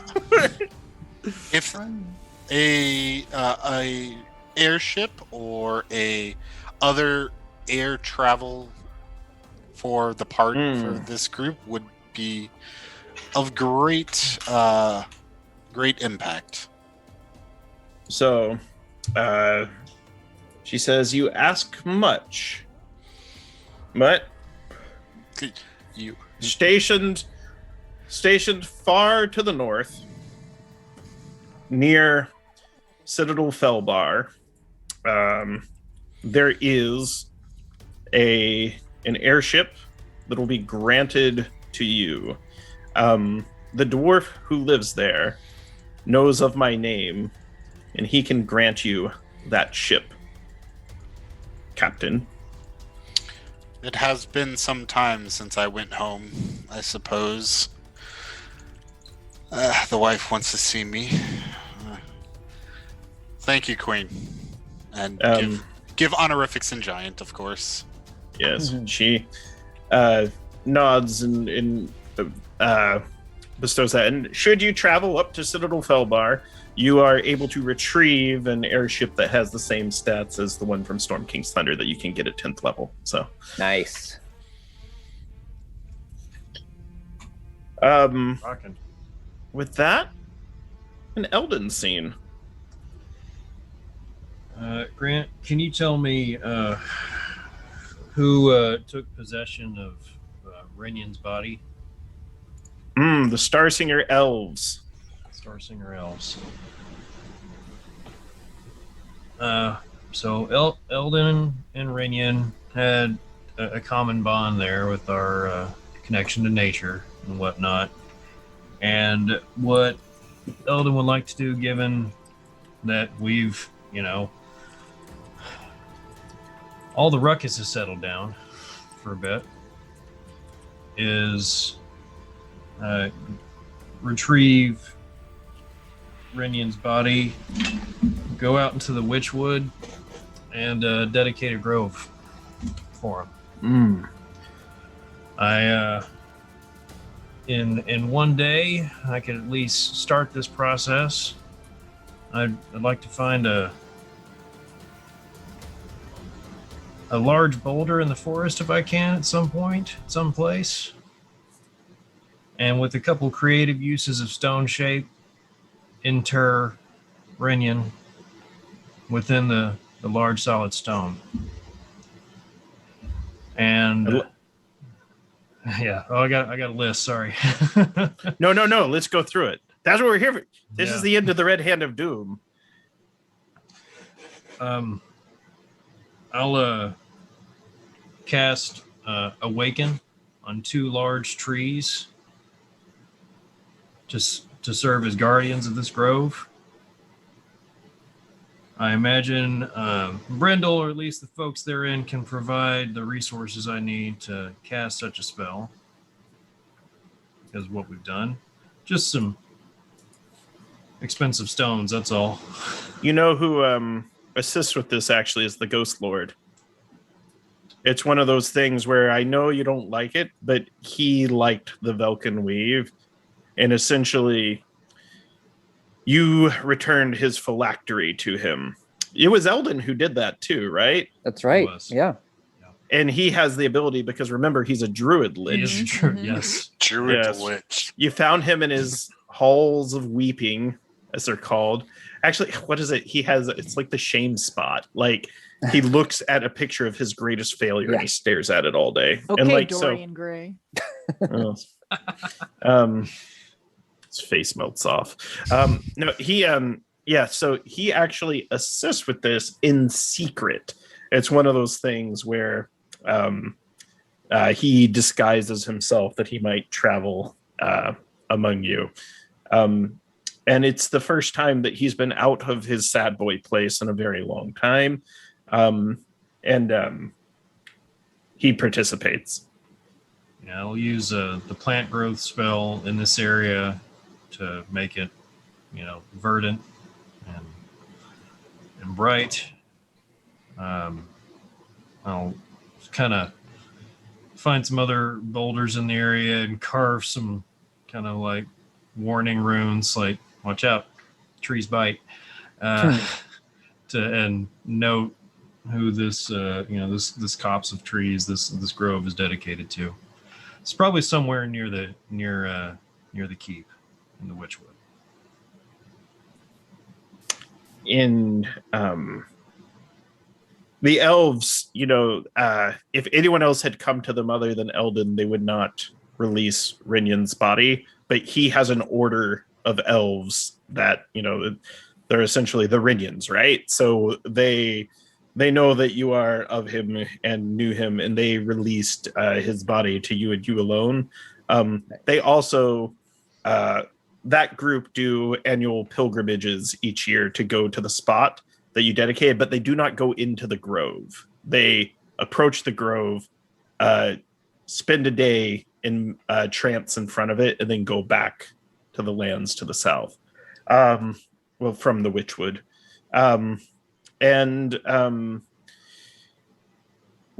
With that, let's move to Doliris and a Doliris scene. So, you know how like at the end of like an RPG video game, you get like the slides of like what happened to everybody you made friends with. So like I kind of want to see that for like our minions, and also I want to see how many of them I can convince to come watch over my orphanage because they're super cool. The And I trust them. What is that? The end of Mario 7 RPG 7 stars? Yes, the Super Mario RPG, Sword of 7 Stars. You have there's the marching at the end. I also like with I think Earthbound, they do all the photos that were taken throughout the game by the weird photographer guy.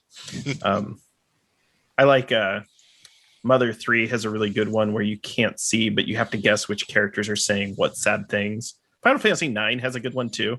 So I'm going to let you, let's start naming off the minions so we can see where they're at. Hell Whip. First, okay. Hell Whip. So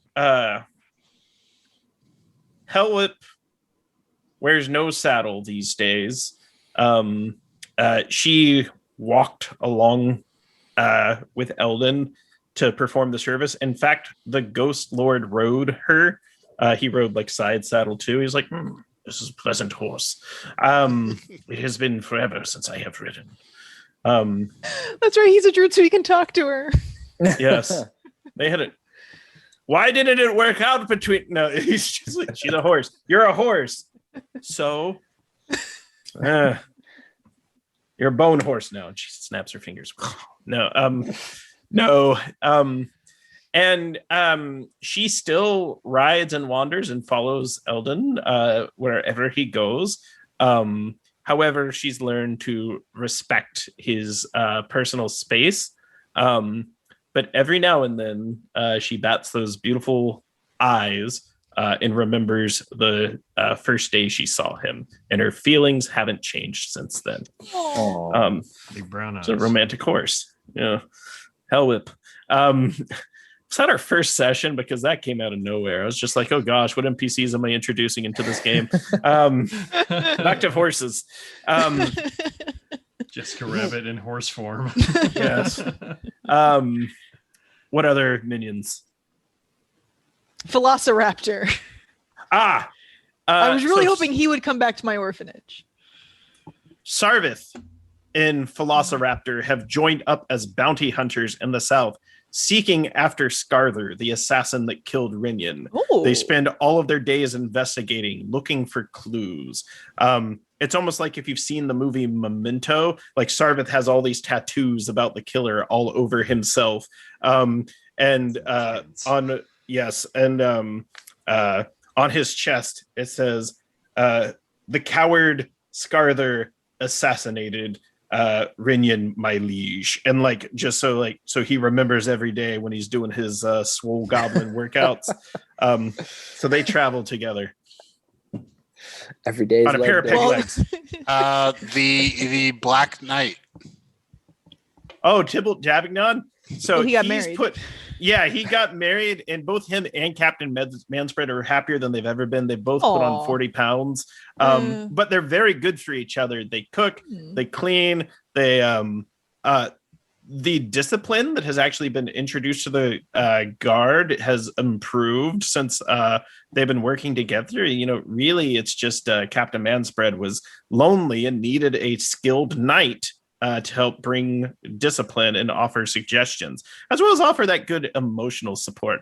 However, Tybalt Davignon and Captain Manspread do ride up once a year, the same week as the elves, and the elves let them participate in honoring Rinian's memory, because they say rivals respect each other. And the elves also ask Tybalt to talk about their many push fights to the ground. We used to have trip fights, and that's actually that is a growing sport in Brindle, the old foot sweep competition. They refer to it as the Rinian rules. So you're allowed to misty step. You're allowed to cheat. No. Yes. So that is the end of the Black Knight. Who else? Deaton Tobias. They have established a Church of Tymora in Drellin's Ferry that they are visiting minsters, and they have left the Gnome Guild in charge because they're all Tymora converts as well. Nice. As opposed to Garl Glittergold. But they essentially say that luck is always on your side. So they are doing excellent work leading the lizard folk, but Tobias spends half the year helping Tholen tend to the fallen cloud castle. Oh, Tholen. Yeah. I think definitely. Got married. Really? Yes. To one of his rose bushes, I hope not. No. He actually married the dryad that helped you wander through the woods. So the dryads have befriended Tholen, and they've decided that they would have a Feywild style wedding, and that there was a lot of drinking. Party. Lord Jarmath visited, and he's kind of like the dude now. He had sunglasses, his beard to go along. He's just like, Nice. this is great. He's the dude of the Feywild. Yes. And so Tholen is currently wed to the dryads. And they are in a healthy polycule where it's like all 4 dryads and him. So they're okay with it. Felgalos. Felgalos, the flying disaster, who defended you at the Fane of Tiamat. Felgalos has returned to the north where he is disrupting the trade route of the Zentarum. That is his favorite pastime. After paying his dues to the Velkyn Weave in protecting them as they made the last stand at the Fane of Tiamat and crushed the Red Hand. But you are all spoken of very highly by him anytime he is playing chess with Turlong the Treant. Love to meet him again. Yeah. Grant Ellis. So Grant continues to lose weight each day by restricting his caloric intake. And he thinks very fondly of like one of his favorite gaming groups of all times. Like, y'all have been phenomenal for the months that we played. Just, watching the group come together. I think we started at 5th level and then we finish at 10th level, an entire tier of play. Taking elements from every edition of Dungeons and Dragons that has been released in working on it and melding it, letting us introduce a lot of third-party content as well from my friends so that we can get their work out there and used in the world. It was definitely an honorable time. So with that said too, let us move the camera to Rinian's Keep, because I believe Josh had a scene he wanted played out there. Yes. So having been involved in the War of the Silver Marches and the aftermath there, I know that war can be hell and it affects everybody. And you've got hobgoblin hordes and stuff. Surely not everyone returned. Basically, I want to turn Vroth Keep into kind of like a place of healing, a little bit of a monastery, a quiet place where people can go to contemplate and remember. And plus, people living there, keeps the vagrants out. So kind of dual purposed. But I've got those giant seeds that we pilfered from Countess Sensoria very early on. Maybe a little plant growth in the ground to get those going. And then the place will be kind of self-sufficient. And if we ever come down, we got a warm bed to stay in. And it'll... and giant fruits and vegetables to munch on. Exactly. Yes. And essentially it becomes a monastery. And we will homebrew the Quentin monastic tradition in future seasons of what you learn if you study as a monk at Rinian's Keep and the tenets of smiting. Definitely calligraphy is involved in there somewhere. Oh, definitely. You know, Scriveners. Bagpipes. No, sorry, instrument of choice. So very nice. So with that, let's each go around too. I know this is kind of an unnatural episode because we played through these scenes and we know that they're going to be set up and when they return in season 3. Let's talk about the campaign and our favorite moments of the campaign and what we remember from like our earliest memories up until like now. So how did it begin and what did you do? So very early on, I remember going into the swamp. We got the mission to deliver the wedding invitation, and we had to set it in the swamp, and we'd heard rumors of lizard folk and stuff. And that's why I bought Hell Whip, because she could have been a quick meal to the lizard folk, but she was so much more. So much. She's definitely a snack, but Two C's. I'll see myself out. 2 C's. Oh, that one was. Ooh. I know it's only going to get worse. What else? What else were the great exploits of the Velkyn Weave? And anyone can jump in. You fought off trolls and defended that little town. What's the name of that little town? Long Saddle? What was it? I think I got that written way down. back. Way back here. Yeah. It's the town where Dean and Tobias have the blue cloaks from. Yeah, Yes. they're like They got the guard coats. yeah. Tamlin Zor? No, Mark. Oh, Tamlin Zor is she was the sheriff of there. The Calling Horns. The Calling Horns. Yeah, y'all were way up at the Calling Horns. I have a spreadsheet with all of our stuff on it. There you go. I mean, I've just in my head, I'm just thinking of all the times that we like stared evil, stared death in the face, and or walked into evil. Eldon walking into the presence of the Ghost Lord by himself, fearing for nothing. Blowing up the bridge in front of the Green Dragon. Yeah, That's that my was- best moment. Oh, yeah. Let's break that bridge, down. The bridge was great. I still think we could have taken the dragon, but you know, But he ran away. whatever. A lot of those Howard. dragons ran away and came back at the end. Yes, they did. Walk I out love of any the library wedding. Oh yeah. and seeing who was going to steal what first. Countess Ansuri's wedding or your own?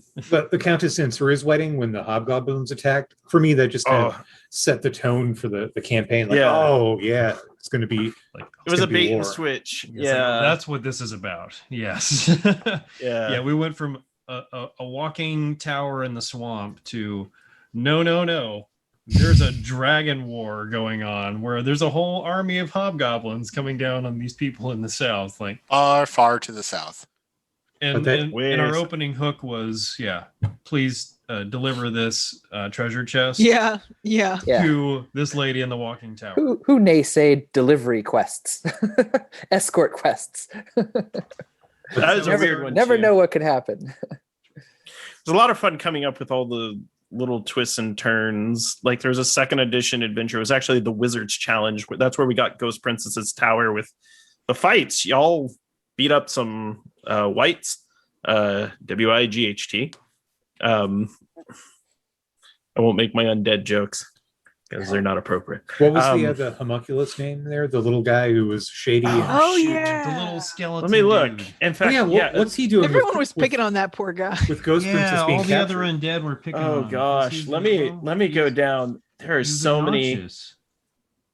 many of these little Darwin. Darwin. Oh. Darwin the Familiar. So untrustworthy. Oh, Yeah, because God. originally you were going to meet the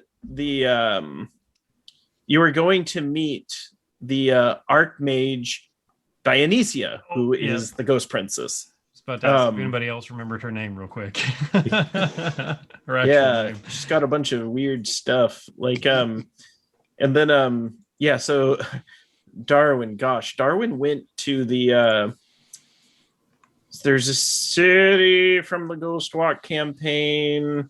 What is it called? But that's where he went. The city of that's right. Manifest. Yes. He went to Manifest. And that's where Ghost Princess was Right, during most of the campaign. She went back.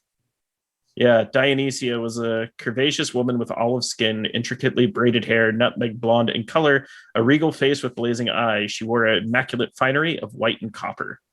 She was a randomly generated NPC. Yeah, from the book The Seclusium of Orpheus of the Three Visions, designed by Vincent Baker, who designed the game Apocalypse World and Dogs in the Vineyard and a bunch of indie games. He actually did an OSR supplement called Orpheus of the Three Visions, or Orphone of the Three Visions, yeah, which is all about designing where a wizard would live. So it has all this weird, like, random tables, and they're like, excuse me, I die. That's the final reveal. Oh no. Yes. So, yeah, and but the place she was at, as soon as I saw in the Wizard Challenge adventure that it belonged to a pseudo lich that calls himself the Ghost Prince, I was like, Ghost Princess. And we'll combine this with the Ghost Walk campaign that Monty Cook designed. So, and if we ever, the party could have ended up going to, accessible via the Moonshays. That's where Eric Mingy will be like, the Moonshays, I've designed that 26 trilogies for Adventures League. Yeah. I will say, when he heard y'all were playing through with a lot of the Red Hand of Doom content, he was like, that's a classic, legendary path. I was like, oh, yeah. All right, so yeah, Darwin went back to the City of Manifest. This is interesting, seeing all of y'all's like lower levels and all my notes. The campaign had 68 pages of notes because I just used the same document. So wow, yeah, a lot of screenshots out of second edition. You can see an old drawn map of how to add the Elser Vale to Forgotten Realms, because Elser Vale is campaign generic, but they recommend it, and I had to use 3 different guides to figure out how to fit it into the Sword Coast. And eventually I found someone who did a pencil drawing on graph paper who said, this is where it goes. I was like, that works. Yeah. Nice. As I show behind the curtain. What else did the Velkyn Weave accomplish? Or were there key moments or questions? Key moments and questions. Or are there questions that players would have for other players or other players' characters? Or plans and contingencies? Or what if scenarios? I took 23 pages of notes throughout season 2. Of course, one of the pages, the only word on the page is Dracochilla. Dracochilla. My question to the party would be, so what next? You know, we've lived in the South for several months, kind of the war is over. Do we stay together? Do we travel north? Does adventure call? I don't even know yet. Like, Yeah, I don't know. It's been kind of a rough time for me, the emotional ups and downs. I may need to go back to Waterdeep for some self-care. I don't know.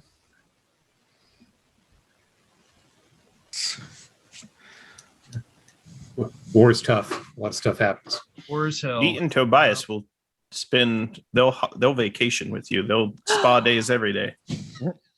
Well, we can't really afford spas. Yes, you can. We tithe heavily. I taught them so well. So how much money did everybody end up with at the end of Ooh. 2 seasons of treasuring? Okay. We didn't even split up the money we just got today. Oh yeah, That not was, counting that, I have. 210 I'm gold. just shy of 3,000 gold.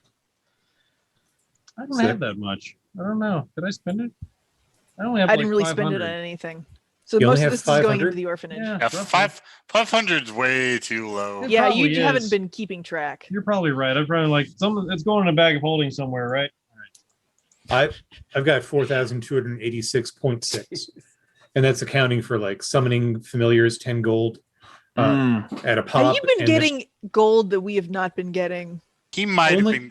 He might have been only- keeping like all the trinkets and stuff. No. Only once did that happen, and that was when I stole the stuff from the Tapestries? ghost. The tapestries from the ghost lord. The stuff in there. Otherwise, everything has been. How did you end Been up with divided up. 4? And with your because I didn't spend basically any of my stuff. Josh is I really sold good at keeping track some of my starting equipment at half cost, but that was only Yeah, you know, that's a little bit. tuppence. I mean, he I've got started. He started with a little thimble of sand, and ended up with 1,000 gold. Like that's how he does. Alchemy. Played the market. See, I Re- thought I Renier kept knew, good right? notes. Josh is keeping the books, though. Yeah, Like- That's true. You know, we've got books. Bookie's got books. Here's an interesting note. On the airship that attacked Linar Mall, there was a hobgoblin blade bearer by the name of Cole. He and his associates are all carrying scrolls of disintegrate that they are going to use to murder Countess Sensory with. So if they had succeeded, they were going to get her. There were going to be 4 of them. They were all 4 going to disintegrate her. Wow. I guess it Ah. didn't work. And no, you all killed them. Oh. Yeah, you actually. Oh, those defeated are the them. You guys ran that in- came down off the airship at the wedding. Oh. Yes, Oh, kinda wish we and they had boons killed of them. giant slaying and everything. wow. Yeah, yeah, business. That's right. They we did. wreck 'em, Yeah.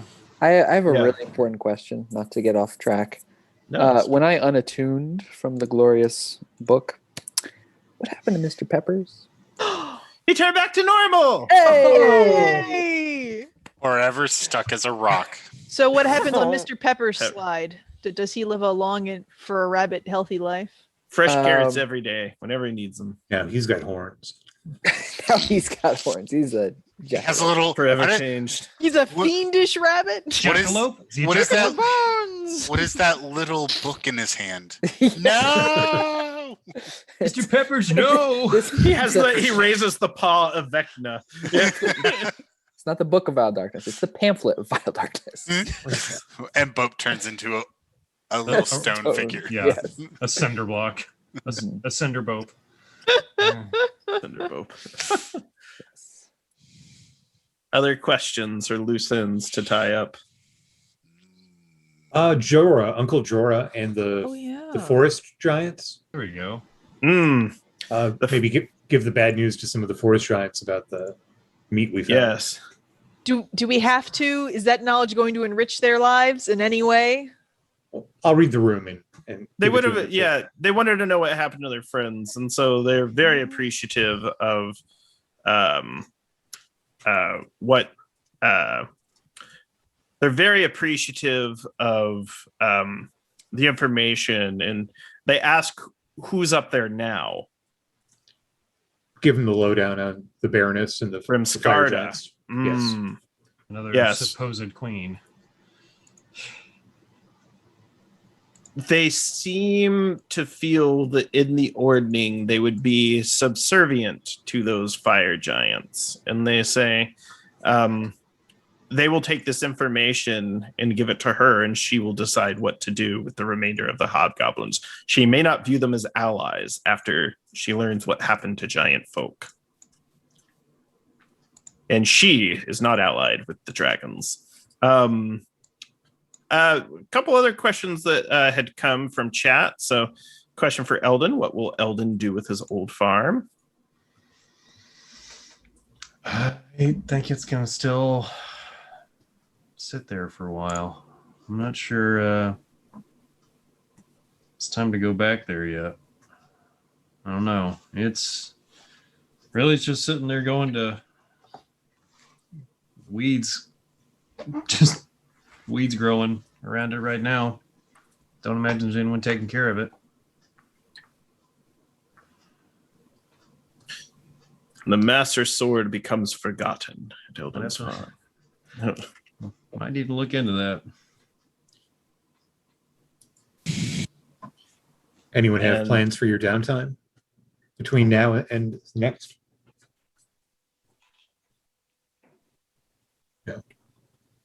Grow some carrots. Take care of Giant business carrots. back home. I'm going to be trying to wheel and deal, trade some magic items for some other stuff. Not good. You and Immerstall, bigger and better. All right, let's see what we got. Yeah, I can play that game. I think Immerstall becomes your drinking buddy. Yeah. Immerstall the Red. Nice. 2 giants. Oh no. We just got rid of the goblins. So with that, this is my final episode here on the Games Tavern. It has been a blast. The final episode for the Velkyn Weave, running for the Velkyn Weave. I will be on an upcoming Games Tavern happy hour, chatting about things and continuing to support the channel in my many ways. So I think this here, just a tad early, is where we're going to let the sun set on the Velkyn Weave this time. Let's give, or there is one last question for Quentin. Quentin, what's your favorite thing you stole? Ooh, the hearts of the audience. Oh, yeah. Kai at the end of last session messaged me and said, Josh stole your kill. Because you... I mean, yeah, if we're going to go meta like that, the Tiamat scene. I've had that weapon of magical destruction in my hands for so long, and frankly, I thought I might have to pop it when we faced off all those dragons, but Felgalos showed up and Bope had the clutch dominate. Otherwise, it would have been a murder zone. So thank you for that. Yes, stealing your kill. That was best. Yeah. Oh, I have a question. Grant, can you show behind the curtain about the Bope clock? What was going to happen? Oh. And we're out of time. Thanks for Cheap. I will not be taking questions at this time. No, that's my favorite one I've said. I will not be taking questions at this time. The Bope clock is with each use of the Book of Vile Darkness, if it hit full, it would trigger an in-game event, which would lead to a Lieutenant of Vecna hunting Bope down to see if he can get his hands on his book, because it's sending out pure evil energy through the cosmology of the Great Wheel and all the planes. Ring wraith situation. And Vecna is trying to get this book back. He wants the eye and the hand, which is why he let them fall into Sansuri's, maniacal grasp. Essentially, the Bope clock would trigger an in-game event where it's like similar to how the Death Squad hunted you down. Mm-hmm. There would be a Bope squad. Okay, I wasn't going to have you turn into a jellyfish or die. Yeah. Okay. I think catastrophic, like a portal to hell opens up and takes Bope. What we might do is re-roll in all the benefits and boons tables as well, just so the book does different things and the pros and cons change, just to keep it fresh. Yeah. Cool. But I think it'll regenerate in 100 years now. I did have that at the end. The only reason the Solar came was because you impersonated 2 gods. So you did, because it's this book and Solars seek to destroy this item. It's like they did hunt you out. I want to give credit to my wife for that dream idea. I was talking to her, but like, what spell should I take? Dream, that doesn't get used. And then she gave me the inspiration. That's pretty rad. That was good. I did want to clarify one thing. This is the end of season 2 of the Velkyn Weave. 2-week hiatus, and then we'll be back with season 3. Be back with season 3, where the Velkyn Weave returns for their 3rd campaign. I'm very excited to see Tier 3 play with a world-class game master who really excels at running at these tiers as well. I'm just an old chunk of coal, but this cat I've booked professionally multiple times to work many conventions. I've used him to teach workshops at local game stores and things like that, and he's one of my mentors as a designer, someone I look up to. So you are all in good hands. And I think that's a good time to stop for tonight. Let us move in with some quick reminders, and then we'll rate a friend. All right. So again, please don't forget to subscribe to the Games Tavern YouTube channel. Subscribing is free on YouTube, and please, it helps you not miss out on any of the content we upload. Typically, our sessions, our live play games, go up within 2 days after each airing. Liking, subscribing, commenting if you're so inclined helps us get out the word about our stuff. And go visit overheadgames.com and check out their Avatar Maker tools. And it looks like we're going to see everyone again. We're looking at a 2-week break, and then we should be back with our new GM moving forward with the story. Please come join us. Make sure, well, right now, some things may be in flux. Who knows? I know some decisions are going to be made over that time on who's returning, but the Velkyn Weave as an organization, as this Power 4, good right now? Yeah, good. Good. Yeah, I'll take That's it. not I'll take really it. a question. We're much more good than we are evil. Definitely not evil. Not evil, not Usually. evil, but we are trending towards more the middle. Chaotic neutral. Yeah, well, yeah. I'm good. I don't know what you're talking about. I think we're a little better than that. So, thanks everyone for joining us. We'll see you all then when we return. Have a good night. Don't forget there are more shows coming. We've got a show. I think the Whiskey, Magic, and Destruction starting next week. I believe. Yes. Someone. 29th. 29th. 2 weeks. Yeah, week after next. 2 weeks. So they'll be on before us. So make sure you come check them out. There's more on our YouTube channel. Thanks. Have a good night. Night, Good night. folks. All right. So long and happy trails.